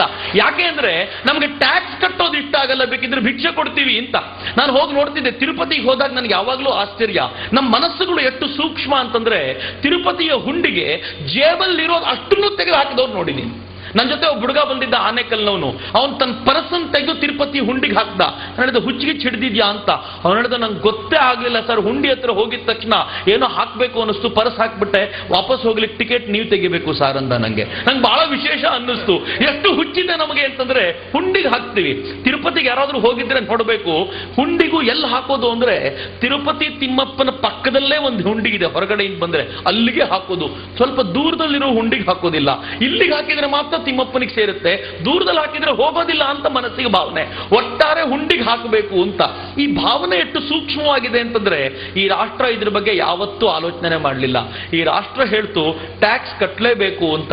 ಒಂದು ಲೆಕ್ಕಾಚಾರ ಇತ್ತೀಚೆಗೆ ತರಿಸ್ಕೊಂಡಿದ್ದೀವಿ, ನಿಮ್ಗೆ ಆಶ್ಚರ್ಯ ಆಗುತ್ತೆ ಹೇಳಿದ್ರೆ, ಈ ರಾಷ್ಟ್ರದಲ್ಲಿ ಕಲೆಕ್ಟ್ ಆಗುವಂತ ಟ್ಯಾಕ್ಸಿನ 70% ಟ್ಯಾಕ್ಸ್ ಕಲೆಕ್ಟ್ ಮಾಡೋದಕ್ಕೆ ಖರ್ಚಾಗೋಗುತ್ತೆ. ಆದರೆ ಭಿಕ್ಷೆ ಬೇಡಿದರೆ ಮಾತ್ರ ಎಷ್ಟು ಕಲೆಕ್ಟ್ ಆಗುತ್ತೆ ಅನ್ನೋದಕ್ಕೊಂದು ಉದಾಹರಣೆ ಕೊಡ್ತೀನಿ ನಿಮಗೆ. ಉತ್ತರ ಕರ್ನಾಟಕದಲ್ಲಿ ನೆರೆ ಹಾವಳಿ ಆಯಿತು. ಯಡಿಯೂರಪ್ಪನವರು CM ಆಗಿದ್ರು. ನಾವು ಅವ್ರಿಗೆ ಹೇಳಿದ್ವಿ, ನೀವು ಜನರ ಮೇಲೆ ಟ್ಯಾಕ್ಸ್ ಹಾಕಿ ಉತ್ತರ ಕರ್ನಾಟಕದವರು ದುಡ್ಡು ಕೊಡಬೇಕು ಅಂತಿಲ್ಲ, ನೀವು ಮಂತ್ರಿಗಳೆಲ್ಲ ಆರಿಸ್ಕೊಂಡು ಬಂದಿದ್ದೀರಾ, ಬೆಂಗಳೂರಿನಲ್ಲಿ ಎಲ್ಲ ಸ್ಟ್ರೀಟಲ್ಲೂ ನೀವು ಮಂತ್ರಿಗಳು ಒಂದು ಪರೇಡ್ ಮಾಡಿ ಉತ್ತರ ಕರ್ನಾಟಕ ನಿಧಿಗೆ ಭಿಕ್ಷೆ ಕೊಡಿ ಅಂತ ಕೇಳಿ ಕಲೆಕ್ಟ್ ಆಗುತ್ತೋ ಇಲ್ವೋ ನೋಡಿ ಎಂದ್ವಿ. ಮೊದಲು ನಕ್ಬಿಟ್ರವರು, ಇದೆಲ್ಲ ಸಾಧ್ಯನೇ ಇಲ್ಲ ಅಂತ. ಒಂದ್ಸಲ ಭಿಕ್ಷೆ ಬೇಡೋದನ್ನಾದ್ರೂ ಕಲೀರಲ್ಲ. ನೀವು ಯಾವತ್ತೂ ಕೂತ್ಕೊಂಡು ಕಲೆಕ್ಟ್ ಮಾಡೋದಷ್ಟೇ ಕಲ್ತಿದ್ದೀರಾ, ಒಂದ್ಸಲ ಬೇಡೋದನ್ನು ಕಲೀರಿ. ಬೇಡೋದು ಕಲ್ತೇ ನಿಮ್ಗೆ ಎಷ್ಟು ಕಲೆಕ್ಟ್ ಆಗುತ್ತೆ ನೋಡಿ ಅಂದ್ರೆ ನೀವು ನಂಬಲ್ಲ. ಬೆಂಗಳೂರಿನ 2-3 ಸ್ಟ್ರೀಟ್ನಲ್ಲಿ ತಿರುಗಾಡಿದ್ರು, ಈ ಮಂತ್ರಿಮಂಡಲ ತಿರುಗಾಡ್ತು, 800 ಕೋಟಿ ರೂಪಾಯಿನ ಕಲೆಕ್ಟ್ ಮಾಡಿದ್ರು. 800 ಕೋಟಿ ರೂಪಾಯಿ ಟ್ಯಾಕ್ಸ್ ಕಲೆಕ್ಟ್ ಆಗಲ್ಲ. ಎಲ್ರಿಗೂ ಆಶ್ಚರ್ಯ. ಇಷ್ಟು ಟ್ಯಾಕ್ಸ್ ಕೇಳಿದ್ರೆ ಕೊಡೋದಿಲ್ಲ, ಇವರು ಭಿಕ್ಷೆ ಹಾಕ್ತಾರಲ್ಲ. ಯಾಕೆ ಭಿಕ್ಷೆ ಹಾಕ್ತಾರೆ ಅಂದ್ರೆ ಭಾರತದ ಮೆಂಟಾಲಿಟಿ ಒತ್ತಾಯದಿಂದ ಕೇಳಿದ್ದನ್ನು ಕೊಡೋದಲ್ಲ, ತಾವೇ ಪ್ರೀತಿಯಿಂದ ಕೊಡುವಂತ ಮೆಂಟಾಲಿಟಿ ಭಾರತದ್ದು. ಹೀಗಾಗಿ ಭಾರತ ಈ ಮಟ್ಟಕ್ಕೆ ಬೆಳೆದಿದೆ ಅಂತ ಅವ್ರಿಗೆ ಗೊತ್ತಾದ ಮೇಲೆ ಈಗ ಈ ತರದ ಚಿಂತನೆ ಶುರುವಾಗುತ್ತೆ. ಇದನ್ನ ನೋಡಿ ರಾಮದೇವ್ ಬಾಬಾ ಹೇಳಿದ್ರು, ಈ ದೇಶದಲ್ಲಿ ಟ್ಯಾಕ್ಸ್ ಅನ್ನೇ ಕಟ್ಟದೆ ಸಿರಿವಂತರು ಅಂತ ಅನ್ನಿಸ್ಕೊಂಡವರು, ಭಿಕ್ಷೆನೂ ಹಾಕದೆ ಮೋಸ ಮಾಡ್ಕೊಂಡು ಮುಚ್ಚಿಟ್ಕೊಂಡ್ರು ಹಣ ಇದೆಯಲ್ಲ, ಇದು ಒಟ್ಟು ಎಷ್ಟಿದೆ ಅಂತ ಲೆಕ್ಕ ಹಾಕಿದ್ರೆ ನಮಗೆಲ್ಲ ಗಾಬರಿ ಹುಟ್ಟಿಸುವಷ್ಟು ಹಣ, 400 ಲಕ್ಷ ಕೋಟಿ ರೂಪಾಯಿ, 400 lakh crore. ಈ 400 lakh crore ನಲ್ಲಿ ಸ್ವಿಸ್ ಬ್ಯಾಂಕ್ನ ದಾಖಲೆಗಳ ಪ್ರಕಾರ, ಜಗತ್ತಿನ ಟ್ಯಾಕ್ಸ್ ಹೆವನ್ಗಳ ಪ್ರಕಾರ 300 ಲಕ್ಷ ಕೋಟಿ ರೂಪಾಯಿ ಹೊರಗಡೆ ಇದೆ, 100 ಲಕ್ಷ ಕೋಟಿ ರೂಪಾಯಿ ಭಾರತದಲ್ಲಿದೆ. ಈ ಲೆಕ್ಕ ಹೆಂಗ್ ಸಿಕ್ತು ಗೊತ್ತೇನು? ಬಹಳ ಸಿಂಪಲ್. ರಿಸರ್ವ್ ಬ್ಯಾಂಕ್ ಆಫ್ ಇಂಡಿಯಾಗೆ ಒಂದು RTI ಹಾಕಿದ್ವಿ, ರೈಟ್ ಟು ಇನ್ಫಾರ್ಮೇಶನ್ ಆಕ್ಟ್ ಪ್ರಕಾರ. ಇದುವರೆಗೂ 65 ವರ್ಷಗಳಿಂದ ನೀವು ಎಷ್ಟು ನೋಟ್ ಮುದ್ರಣ ಮಾಡಿದ್ದೀರಾ, ಕಾಯಿನ್ ಮುದ್ರಣ ಮಾಡಿದ್ದೀರಾ ಲೆಕ್ಕ ಕೊಡಿ ಅಂತ. ಅದು ಹೆಚ್ಚು ಕಡಿಮೆ 500 ಲಕ್ಷ ಕೋಟಿ ರೂಪಾಯಿಷ್ಟು ನೋಟು ಕಾಯಿನ್ ಪ್ರಿಂಟ್ ಮಾಡಿದೆ. 500 ಲಕ್ಷ ಕೋಟಿ. ಈ 500 ಲಕ್ಷ ಕೋಟಿಯಲ್ಲಿ ಈಗ ಭಾರತದಲ್ಲಿ ತಿರುಗಾಡ್ತಾ ಇರೋದು according to our GDP 100 lakh ಕೋಟಿ ಮಾತ್ರ. ಅಂದಮೇಲೆ ಉಳಿದ 400 ಲಕ್ಷ ಕೋಟಿ ಮಾಯ ಆಗಿದೆ. ಮಾಯ ಆಗಿದೆ ಅಂದ್ರೆ ಸರ್ಕಾರದ ಲೆಕ್ಕಕ್ಕೆ ಸಿಗದೆ ಇವರು ಹಿಡ್ಕೊಂಡು ಕೂತಿದ್ದಾರೆ ಅಂತ. ನಮ್ಗೆ ಆಶ್ಚರ್ಯ ಆಗೋಯ್ತು. ಸ್ವಿಸ್ ಬ್ಯಾಂಕ್ ಒಂದರಲ್ಲೇ ಈ ದೇಶದ ಲಕ್ಷಾಂತರ ಕೋಟಿ ರೂಪಾಯಿ ಹಣ ಹಂಗೆ ಕೊಳಿತಾ ಇದೆ. ಸ್ವಿಸ್ ಬ್ಯಾಂಕ್ ತರದ 70 ಅಂತಾರಾಷ್ಟ್ರೀಯ ಟ್ಯಾಕ್ಸ್ ಹೆವನ್ಗಳಿವೆ. ಟ್ಯಾಕ್ಸ್ ಹೆವನ್ ಅಂದ್ರೆ ಏನು ಅಂದ್ರೆ, ಈ ದೇಶಕ್ಕೆ ನೀವು ಹಣ ತಗೊಂಡೋಗಿ ಬ್ಯಾಂಕಲ್ಲಿ ಇಟ್ಟರೆ ಈ ಹಣ ಎಲ್ಲಿಂದ ಬಂತು ಅಂತ ಅವ್ರು ಕೇಳಲ್ಲ. ನೀವು ನಿಮ್ಮ ಊರಿನ ಕೆನರಾ ಬ್ಯಾಂಕಿಗೋ ಕರ್ನಾಟಕ ಬ್ಯಾಂಕಿಗೋ ದುಡ್ಡು ತಗೊಂಡೋದ್ರೆ, 5 ಲಕ್ಷ ರೂಪಾಯಿ ತಗೊಂಡೋದ್ರೆ ಮ್ಯಾನೇಜರ್ ಕೇಳ್ತಾರೆ, ಸರ್ ಎಲ್ಲಿಂದ ಬಂತು ಸರ್ ಇದು ಅಂತ ಕೇಳ್ತಾರೆ. ಅವ್ರಿಗೆ ಉತ್ತರ ಕೊಡಬೇಕು. ನೀವು ಉತ್ತರ ಕೊಡ್ಲಿಲ್ಲ ಅಂದ್ರೆ ಅವ್ರು ಪೊಲೀಸಿಗೆ ಫೋನ್ ಮಾಡಿ ಸಡನ್ ಆಗಿ 5 ಲಕ್ಷ ತಗೊಂಡ್ಬಂದಿದ್ದಾರೆ, ಸ್ವಲ್ಪ ವಿಚಾರಿಸ್ಕೊಳ್ಳಿ ಸರ್ ಅಂತಾರೆ.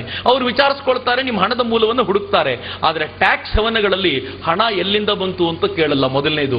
ಎರಡನೇದು, ಈ ಹಣಕ್ಕೆ ಅವ್ರು ನಿಮಗೆ ಬಡ್ಡಿ ಕೊಡಲ್ಲ, ನೀವೇ ಅವ್ರಿಗೆ ಬಡ್ಡಿ ಕೊಡಬೇಕು. ಈ ದೇಶ ಜನ ಬಡ್ಡಿ ಕೊಟ್ಟಲ್ಲಿ ಯಾಕೆ ಇಡ್ತಾರೆ ಅಂತಂದ್ರೆ, ಈ ದೇಶ ಜನಕ್ಕೆ ಯಾರಿಗೂ ಗೊತ್ತಾಗದೆ ಹೋದ್ರೆ ಸಾಕು ಅಂತ ಅಲ್ಲಿಟ್ಟಿರೋದು. ಮೂರನೇ ಸಂಗತಿ ಏನು ಅಂತಂದ್ರೆ, ಅವ್ರಿಗೆ ಸೀಕ್ರೆಟ್ ಕೋಡ್ ಕೊಟ್ಟಿರ್ತಾರೆ. ಆ ಸೀಕ್ರೆಟ್ ಕೋಡ್ ಅನ್ನು ಹೇಳಿದ್ರೆ ಮಾತ್ರ ಹಣ, ಇಲ್ಲದೆ ಹೋದ್ರೆ ಹಣ ವಾಪಸ್ ಇಲ್ಲ. ನಿಮ್ಮ ಮಕ್ಕಳಿಗೆ ಮೊಮ್ಮಕ್ಕಳಿಗೆ ವರ್ಗಾಯಿಸುವಂತಿಲ್ಲ. ಇವನ್ 3-4 ಕಂಡೀಷನ್ ಹಾಕಿ ಕಷ್ಟ ಆದ್ರೂ ಈ ದೇಶ ಜನ ಅಲ್ಲಿಟ್ರು. ರಾಮದೇವ್ ಬಾಬಾ ಹೇಳಿದ್ರು, ಎಲ್ಲಿವರೆಗೂ ಈ ಹಣ ಬರೋದಿಲ್ವೋ ಅಲ್ಲಿವರೆಗೂ ನಾನು ಉಪವಾಸ ಕೂತಿರ್ತೀನಿ ಅಂತ. ಈ ಹಣ ಬರೋ ಸಂದರ್ಭದಲ್ಲಿ ಸುಬ್ರಹ್ಮಣ್ಯನ್ ಸ್ವಾಮಿ ಒಂದು ಇಂಟರ್ವ್ಯೂ ಕೊಟ್ಟರು. ಎಲ್ರಿಗೂ ಗೊತ್ತಿರಬೇಕು, ಜನತಾ ಪಾರ್ಟಿ ಅತ್ಯಂತ ಪ್ರಮುಖರು, ಹಾರ್ವರ್ಡ್ ಯೂನಿವರ್ಸಿಟಿಯಲ್ಲಿ ಪ್ರೊಫೆಸರ್ ಆಗಿರುವಂತವರು, ಆರ್ಡಿನರಿ ಮನುಷ್ಯ ಅಲ್ಲ. ಸುಬ್ರಹ್ಮಣ್ಯನ್ ಸ್ವಾಮಿ ಒಂದು ಇಂಟರ್ವ್ಯೂ ಕೊಟ್ಟು ಹೇಳಿದ್ರು, ಈ ದೇಶದ ಪ್ರಮುಖ ಒಂದು ಫ್ಯಾಮಿಲಿ, ಆ ಫ್ಯಾಮಿಲಿಯವರು ಯಾರು ರಾಮದೇವ್ ಬಾಬಾ ಗಲಾಟೆ ಮಾಡ್ತಿರೋ ಈ ಹೊತ್ತಿನಲ್ಲಿ ದೇಶದಲ್ಲಿ ಇಲ್ಲ, ಅವ್ರು ಎಲ್ಲೋಗಿದ್ದಾರೆ ಅಂತ ಹುಡುಕಿ ಅಂತ. ಆ ಚಾನಲ್ ಗಾಬರಿ ಬಿದ್ದು ಆ ಫ್ಯಾಮಿಲಿಯವ್ರು ಎಲ್ಲೋಗಿದ್ದಾರೆ ಅಂತ ಹುಡುಕಿದ್ರೆ ಆಶ್ಚರ್ಯ, ಆ ಫ್ಯಾಮಿಲಿ ಅಷ್ಟು ಜನ ಸ್ವಿಟ್ಜರ್ಲ್ಯಾಂಡ್ ಅಲ್ಲಿ ಇದ್ರು. ಡಾಕ್ಯುಮೆಂಟೆಡ್. ನಾನು ಮಾತಾಡಬೇಕಾದ್ರೆ ನಂಗೆ ಗೊತ್ತು ರೆಕಾರ್ಡ್ ಆಗುತ್ತೆ, ಜನ ಕೇಳ್ತಿರ್ತಾರೆ, ಆದ್ರೂ ಧೈರ್ಯವಾಗಿ ಹೇಳ್ತೀನಿ, ಅದಕ್ಕೆ ಸಂಬಂಧಪಟ್ಟ ವಿಡಿಯೋ ಕ್ಲಿಪ್ಪಿಂಗ್ ಇಟ್ಕೊಂಡೇ ಮಾತಾಡ್ತಿದ್ದೀನಿ. ಒಂದು ಫ್ಯಾಮಿಲಿ ಅಷ್ಟು ಜನ ಸ್ವಿಸ್ ಬ್ಯಾಂಕ್ ಅಲ್ಲಿ ಇದ್ರು. ಅವರು ಸ್ವಿಸ್ ಬ್ಯಾಂಕ್ ಅಲ್ಲಿ ಹೋಗಿ ಆನಂತರ 4-6 ದಿನಗಳ ನಂತರ ವಾಪಸ್ ದೇಶಕ್ಕೆ ಬಂದ್ರು. ದೇಶಕ್ಕೆ ಬಂದ ಒಂದು ವಾರದ ವೇಳೆಗೆ ಸ್ವಿಸ್ನ ಡೈರೆಕ್ಟರ್ ಸ್ಟೇಟ್ಮೆಂಟ್ ಕೊಡ್ತಾರೆ, ಈ ರಾಮದೇವ್ ಬಾಬಾ ಗಲಾಟೆಯಿಂದಾಗಿ 15 ಲಕ್ಷ ಕೋಟಿ ರೂಪಾಯಿ ಡೆಪಾಸಿಟ್ ನಾಶವಾಗೋಯ್ತು ನಮ್ದು, ಇವರಿಂದಾಗಿ ಹಾಳಾಗಿ ಹೋಗ್ಬಿಟ್ವಿ ನಾವು ಅಂತ ಸ್ವಿಸ್ನ ಡೈರೆಕ್ಟರ್ ಸ್ಟೇಟ್ಮೆಂಟ್ ಕೊಡ್ತಾರೆ. ಏನಾಯ್ತು? ಎಲ್ಲಿಗೋಯ್ತು? ಯಾರು ಏನ್ ಮಾಡಿದ್ರು? ಒಂದು ಅಂದಾಜಿನ ಪ್ರಕಾರ ಯಾರ್ಯಾರು ಇಂಟರ್ನೆಟ್ ಬಳಸ್ತೀರೋ ಅವರು ಸುಮ್ಮನೆ ಹೋಗಿ ಇಂಟರ್ನೆಟ್ ಅಲ್ಲಿ ನೋಡಿ, ಇದು ಪರಿಪೂರ್ಣ ಮಾಹಿತಿ ಅಲ್ಲ, ಇದಕ್ಕಿಂತ ಜಾಸ್ತಿ ಹಣ ಇದೆ. ಅಲ್ಲಿ ಹೇಳ್ತಾರೆ, ಆ ಒಂದು ಫ್ಯಾಮಿಲಿ ಯಾವುದು ದೇಶವನ್ನು ಆಳುತ್ತೆ ಅಂತ ಹೇಳ್ತೀವೋ, ಆ ಒಂದು ಫ್ಯಾಮಿಲಿ ಸ್ವಿಸ್ ಬ್ಯಾಂಕ್ ಅಲ್ಲಿ ಇಟ್ಟಿರುವಂತ ಹಣ 1 ಲಕ್ಷ ಕೋಟಿ ರೂಪಾಯಿ, 1 lakh crore rupees. 1 lakh crore rupees ನಮಗೆ ತಿರುವನಂತಪುರ ದೇವಸ್ಥಾನದಲ್ಲಿ ಸಿಕ್ತು ಅಂತ ಗೊತ್ತಾದಾಗ ಬಾಯ್ ಬಡ್ಕೊಂಡ್ವಿ ನಾವು. 1 ಲಕ್ಷ ಕೋಟಿ ರೂಪಾಯಿ ದೇವಸ್ಥಾನದಲ್ಲಿ ಇಟ್ಟಿದ್ರಾ? ರೇ ಸ್ವಾಮಿ, ದೇವಸ್ಥಾನದಲ್ಲಿ ಇಟ್ಟಿದ್ದು ಒಬ್ಬರ ಸಂಪತ್ತಲ್ಲ, ಇಡೀ ಊರಿನ ಜನ ಅವ್ರು ತಂದು ಕೊಟ್ಟಿದ್ದನ್ನು ದೇವಸ್ಥಾನದಲ್ಲಿ ಇಟ್ಟಿದ್ದು ಇಡೀ ಊರಿನ, ಇಡೀ ರಾಜ್ಯದ ಸಂಪತ್ತು. 1 ಲಕ್ಷ ಕೋಟಿ ರೂಪಾಯಿ ಸಿಕ್ಕಿದಾಗ ಬಾಯ್ ಬಡ್ಕೊಂಡ್ವಿ. ಒಂದೇ ಒಂದು ಫ್ಯಾಮಿಲಿ 1 ಲಕ್ಷ ಕೋಟಿ ರೂಪಾಯಿ ಇಟ್ಟಿದ್ಯಲ್ಲ, ಏನು ಅಂತ ಯಾವತ್ತಾದ್ರೂ ಯೋಚನೆ ಮಾಡಿದ್ದೀರಾ? 1 ಲಕ್ಷ ಕೋಟಿ ಅಂದ್ರೆ ಎಷ್ಟು ಅಂತಾದ್ರೂ ಯೋಚನೆ ಮಾಡಿದ್ದೀರಾ? ಬಹಳ ಸಿಂಪಲ್ ಕ್ಯಾಲ್ಕುಲೇಷನ್. ದಿನಕ್ಕೆ 5 ಲಕ್ಷ ರೂಪಾಯಿ ನೀವು ಖರ್ಚು ಮಾಡ್ಲಿಕ್ಕೆ ಶುರು ಮಾಡಿದ್ರೆ, ದಿನಕ್ಕೆ 5 ಲಕ್ಷ ಖರ್ಚು ಮಾಡ್ಲಿಕ್ಕೆ ಶುರು ಮಾಡಿದ್ರೆ 1 ಲಕ್ಷ ಕೋಟಿ ಖರ್ಚು ಮಾಡಲಿಕ್ಕೆ ಹೆಚ್ಚು ಕಡಿಮೆ 350 ರಿಂದ 400 ವರ್ಷ ಬೇಕು. 1,00,000 ಕೋಟಿ ರೂಪಾಯಿನ ದಿನಕ್ಕೆ 5 ಲಕ್ಷದಿಂದ ಖರ್ಚು ಮಾಡಲಿಕ್ಕೆ 300ರಿಂದ 400 ವರ್ಷ, 30 ವರ್ಷಕ್ಕೆ ಒಂದು ಪೀಳಿಗೆ ಅಂತ ಡಿಸೈಡ್ ಮಾಡಿದರೆ 10 ರಿಂದ 12 ಪೀಳಿಗೆಗಳು ಪ್ರತಿನಿತ್ಯ 5 ಲಕ್ಷ ಖರ್ಚು ಮಾಡಬಹುದಾದಷ್ಟು ಹಣವನ್ನ ಸ್ವಿಸ್ ಬ್ಯಾಂಕ್ ಅಲ್ಲಿ ಇಟ್ಟು ಈ ದೇಶವನ್ನು ಆಳ್ತೀವಿ ಅಂತ ಕೂತ್ಕೋತಾರಲ್ಲ, ಸುಮ್ಮನಿರ್ಬೇಕಾದ್ರೂ ಮನಸ್ಸು ಹೆಂಗ್ ಬರುತ್ತ್ರಿ? ಹೊಟ್ಟೆ ಉರಿದೋಗ್ಬಿಡ್ತು. ಈ 300 ಲಕ್ಷ ಕೋಟಿ ರೂಪಾಯಿ ಭಾರತಕ್ಕೆ ತಗೊಂಡು ಬಂದ್ರೆ ಏನು ಬದಲಾವಣೆ ಆಗುತ್ತೆ ಅಂದ್ರೆ, ಇವತ್ತು ಭಾರತದ ಒಟ್ಟು ಸಾಲ ಇರೋದೇ ನಮ್ಮ GDPಯ 18%. ನಾವು ಇದನ್ನು ತಗೊಂಡು ಬಂದ್ರೆ ನಾವು ಸಾಲ ತೀರಿಸೋದು ಅಷ್ಟೇ ಅಲ್ಲದೆ ಜಗತ್ತಿನ 200 ರಾಷ್ಟ್ರಗಳಿಗೂ ಸಾಲ ಕೊಡುವಷ್ಟು ಶ್ರೀಮಂತಿಕೆ ಈ ದೇಶಕ್ಕಿದೆ. ಬಡ ರಾಷ್ಟ್ರ ಅಂತ ಹೇಳಲಿಕ್ಕೆ ನಾಚಿಕೆ ಆದರೂ ಆಗೋದು ಬೇಡವಾ ಈ ದೇಶವನ್ನು ಆಳೋರಿಗೆ? ಹೊಟ್ಟೆ ಉರಿದು ಹೋಗುತ್ತೆ ನಂಗೆ ಮಾತನ್ನು ಹೇಳಬೇಕಾದ್ರೆ. ಇಷ್ಟನ್ನು ಹೇಳಿದ್ರು ಅನ್ನೋ ಕೋಪಕ್ಕೋಸ್ಕರ ಅವ್ರು ಮಾಡಿದ್ದೇನು ಗೊತ್ತಾ? 5,000 ಗೂಂಡಾಗಳು, ನಾನು ಅವ್ರನ್ನ ಪೊಲೀಸರು ಅಂತ ಕರೀಲಿಕ್ಕೆ ಇಷ್ಟಪಡಲ್ಲ, 5,000 ಗೂಂಡಾಗಳು ದಾಳಿ ಮಾಡಿದ್ರು. ನಾನು ಅದನ್ನು ಖುದ್ದು ನೋಡಿದ್ದೀನಿ. ದಾಳಿ ಮಾಡಿದವ್ರು ಏನು ಮಾಡಿದ್ರು ಅಂತ ಪಕ್ಕದಲ್ಲಿದ್ದವ್ರನ್ನ ಕೇಳಿದ್ದೀನಿ, ಅಲ್ಲಿ ಭಾಗವಹಿಸಿದವ್ರು ಕೇಳಿದ್ದೀನಿ. ಏನ್ ಮಾಡಿದ್ರು ಗೊತ್ತಾ ನಮ್ಮ ಪೊಲೀಸರು? ಹೊಟ್ಟೆ ಉರಿಯುತ್ತೆ. ನಾವೆಲ್ಲ ಟಿವಿಯಲ್ಲಿ ನೋಡಿದ್ದೀನಿ, ಸತ್ಯ ಅಂತ ತಿಳ್ಕೊಂಡ್ವಿ. ಯಾಕೆ ಈ ಮಾತನ್ನು ಹೇಳ್ತಿದ್ದೀನಿ ಅಂದ್ರೆ, ಇವತ್ತು ಹಾಡಿದ ಹಾಡಿನ ಕೊನೆಯ ಒಂದು 2-3 ಸಾಲಿತ್ತು. ಆ ಸಾಲುಗಳಲ್ಲಿ ಹೇಳ್ತಾರೆ, ಯಾರ್ಯಾರೋ ಏನೇನೋ ಹೇಳಿದ್ದಕ್ಕೆ ಕಿವಿ ಕೊಡಬೇಡಿ, ಹೋರಾಟದ ಹಾದಿ ದೊಡ್ಡದಾಗಿದೆ, ಅದ್ರ ಬಗ್ಗೆ ಯೋಚನೆ ಮಾಡಿ ಅಂತಂದ್ರು. ಏನು ಅದ್ಭುತವಾದ ಮಾತದು. ಈ ಪೊಲೀಸರು ಬಂದವರು ಮೊದಲು ಏನ್ ಮಾಡಿದ್ರು ಗೊತ್ತಾ? ಸುಮಾರು ಒಂದು 25-30 ಸಾವಿರ ಜನ ಮಲ್ಕೊಂಡಿದ್ರಲ್ಲ, ಅವ್ರ ಮೇಲೆ ಲಾಠಿ ಚಾರ್ಜ್ ಮಾಡಿದ್ರು. ಒಂದು ಹೆಣ್ಮಗಳು ಅವಳನ್ನು ಹೆಂಗ್ ಹೊಡೆದಿದ್ದಾರೆ ಅಂದ್ರೆ, ದೆಹಲಿಯ ಹಾಸ್ಪಿಟಲ್ ಅಲ್ಲಿ ಈಗಲೂ ಇದ್ದಾಳೆ, ಅವಳಿಗೆ ಸೊಂಟದ ಕೆಳಭಾಗ ವರ್ಕೇ ಆಗ್ತಿಲ್ಲ ರೀ. ಹಂಗೆ ಹೊಡೆದಿದ್ದಾರೆ ಆ ಹುಡುಗಿಗೆ. ಹಾಸ್ಪಿಟ್ಲಿಗೆ ಅಡ್ಮಿಟ್ ಆಗಿದ್ದಾಳೆ. ಸರ್ಕಾರ ಆಮೇಲೆ ಹೇಳುತ್ತೆ ಅವಳ ಖರ್ಚನ್ನು ನಾವು ನೋಡ್ಕೋತೀವಿ. ನಾಚಿಕೆ ಆಗಲ್ವಾ ಈ ಸರ್ಕಾರಗಳಿಗೆ? ಹೊಡೆಯೋದು ಹೊಡೆದ್ಬಿಟ್ಟು ಖರ್ಚು ನೋಡ್ಕೊಳ್ಳಿಕ್ಕೆ ನೀವು ಬೇಕಾ? ರಾಮದೇವ್ ಬಾಬಾ ಹೇಳಿದ್ರು ಖರ್ಚನ್ನು ನಾವೇ ನೋಡ್ಕೊಳ್ತೀವಿ, ನೀವು ನೋಡ್ಕೊಳ್ಳೋ ಏನು ಅಗತ್ಯ ಇಲ್ಲ, ನಿಮ್ಮ ಪಾಡಿಗೆ ನೀವು ನೋಡ್ಕೊಳ್ಳಿ ಅಂತ. ಏನ್ ಮಾಡಿದ್ರು ಗೊತ್ತಾ ಈ ಪಾಪಿಗಳು? ಇರೋ ಎಲ್ಲ ಲೈಟ್ಸ್ ಅನ್ನ ಒಡೆದು ಹಾಕಿದ್ರು. ಯಾಕೆ ಲೈಟ್ಸ್ ಅನ್ನು ಹೊಡಿದ್ರು ಅಂದ್ರೆ, ಲೈಟ್ ಇದ್ರೆ ಮಾತ್ರ ವಿಡಿಯೋ ಕವರೇಜ್ ಮಾಡಿದ್ದು ಗೊತ್ತಾಗುತ್ತೆ, ಲೈಟ್ ಇಲ್ಲದೆ ಹೋದ್ರೆ ಯಾವ ಚಾನಲ್ ಕೆಲಸ ಮಾಡ್ಲಿಕ್ಕೆ ಆಗಲ್ಲ ಅಂತ. 5,000 ಜನ ರಾಮದೇವ್ ಬಾಬಾ ಕೂತಿದ್ದಂತ ಆ ವೇದಿಕೆ ಮುಂದಕ್ಕೆ ಬಂದ್ರು. ರಾಮದೇವ್ ಬಾಬಾ ಮೈಕ್ ತಗೊಂಡು ಹೇಳಿದ್ದನ್ನು ನೀವೆಲ್ಲ ನೋಡಿರ್ಬೋದು. ವಾರೆಂಟ್ ಇದ್ದವ್ರು ಮಾತ್ರ ಮುಂದೆ ಬಂದು ನನ್ನನ್ನು ಅರೆಸ್ಟ್ ಮಾಡಿ, ವಾರೆಂಟ್ ಇಲ್ಲದೆ ಹೋದ್ರೆ ಬರಬೇಡಿ, ಅಲ್ಲೇ ನಿಂತ್ಕೊಳ್ಳಿ ಅಂತಂದ್ರು. ವಾರೆಂಟ್ ತಗೊಂಡು ಮುಂದೆ ಬರ್ಬೇಕು ತಾನೆ? ಯಾವನೇ ಒಬ್ಬ ಕಳ್ಳನ್ ಹಿಡಿಬೇಕಾದ್ರೂ ವಾರೆಂಟ್ ಬೇಕು. ಜನ ಸಾವಿರಾರು ಜನ ನೋಡ್ತಿರುವಂತ ವ್ಯಕ್ತಿ ಹಿಡಿಲಿಕ್ಕೆ ವಾರೆಂಟ್ ಇಲ್ಲದೆ 5,000 ಜನ ಬಂದ್ರು. 5,000 ಜನ ಒಂದ್ಮೇಲೆ ಅಟ್ಯಾಕ್ ಮಾಡ್ಲಿಕ್ಕೆ ಹೋದಾಗ ಆ ಮನುಷ್ಯ ಧುಮ್ಕೊಂಡು ತಪ್ಪಿಸ್ಕೊಂಡು ಹೋದ. ಇವ್ರಿಗೆ ಕಾಣ್ಲಿಲ್ಲ ಅಂತ ಗೊತ್ತಾದಾಗ ಏನ್ ಮಾಡಿದ್ರು ಗೊತ್ತೇನು? ಆ ಇಡೀ ವೇದಿಕೆಗೆ ಬೆಂಕಿ ಇಟ್ಟು ರಾಮದೇವ್ ಬಾಬಾ ಸುಟ್ಟು ಹೋದ ಅಂತ ಹೇಳಬೇಕು ಅಂತ ಕೂಡ ಪ್ರಯತ್ನ ಪಟ್ರು. ಏನ್ ವಿಚಿತ್ರವಾದ ಸಂಗತಿ ಇದು. ಎಲ್ಲಿವರೆಗೂ ಸರ್ಕಾರ ಡಿಸೈಡ್ ಮಾಡಿತ್ತು ಅಂತಂದ್ರೆ, ಹೊರಗೆ ಬರ್ತಾ ಇದೆ ಇತ್ತೀಚೆಗೆ, ರಾಮದೇವ್ ಬಾಬಾ ಕೈಕಾಲು ಮುರಿದಾಕಿ, ಸಾಯಿಸೋದೊಂದು ಬೇಡ, ಸಾಯಿಸಿದ್ರೆ ಕಷ್ಟ ಆಗುತ್ತೆ, ಚೆನ್ನಾಗಿ ಹೊಡೆದು ಕೈಕಾಲು ಮುರಿದಾಕಿ ಇನ್ಮೇಲಿಂದ ಯೋಗ ಮಾಡಲ್ಲ ಅಂದ್ರೆ ರಾಮದೇವ್ ಬಾಬಾ ಇಲ್ಲ, ರಾಮದೇವ್ ಬಾಬಾ ಇಲ್ಲ ಅಂದ್ರೆ ನಮ್ ಕಪ್ಪು ಹಣ ಸೇಫು ಅಂತ ಸರ್ಕಾರ ಡಿಸೈಡ್ ಮಾಡಿ ಪೊಲೀಸರಿಗೆ ಹೇಳಿ ಕಳಿಸಿತ್ತು. ಏನ್ ದೌರ್ಭಾಗ್ಯ ಈ ದೇಶದ್ದು.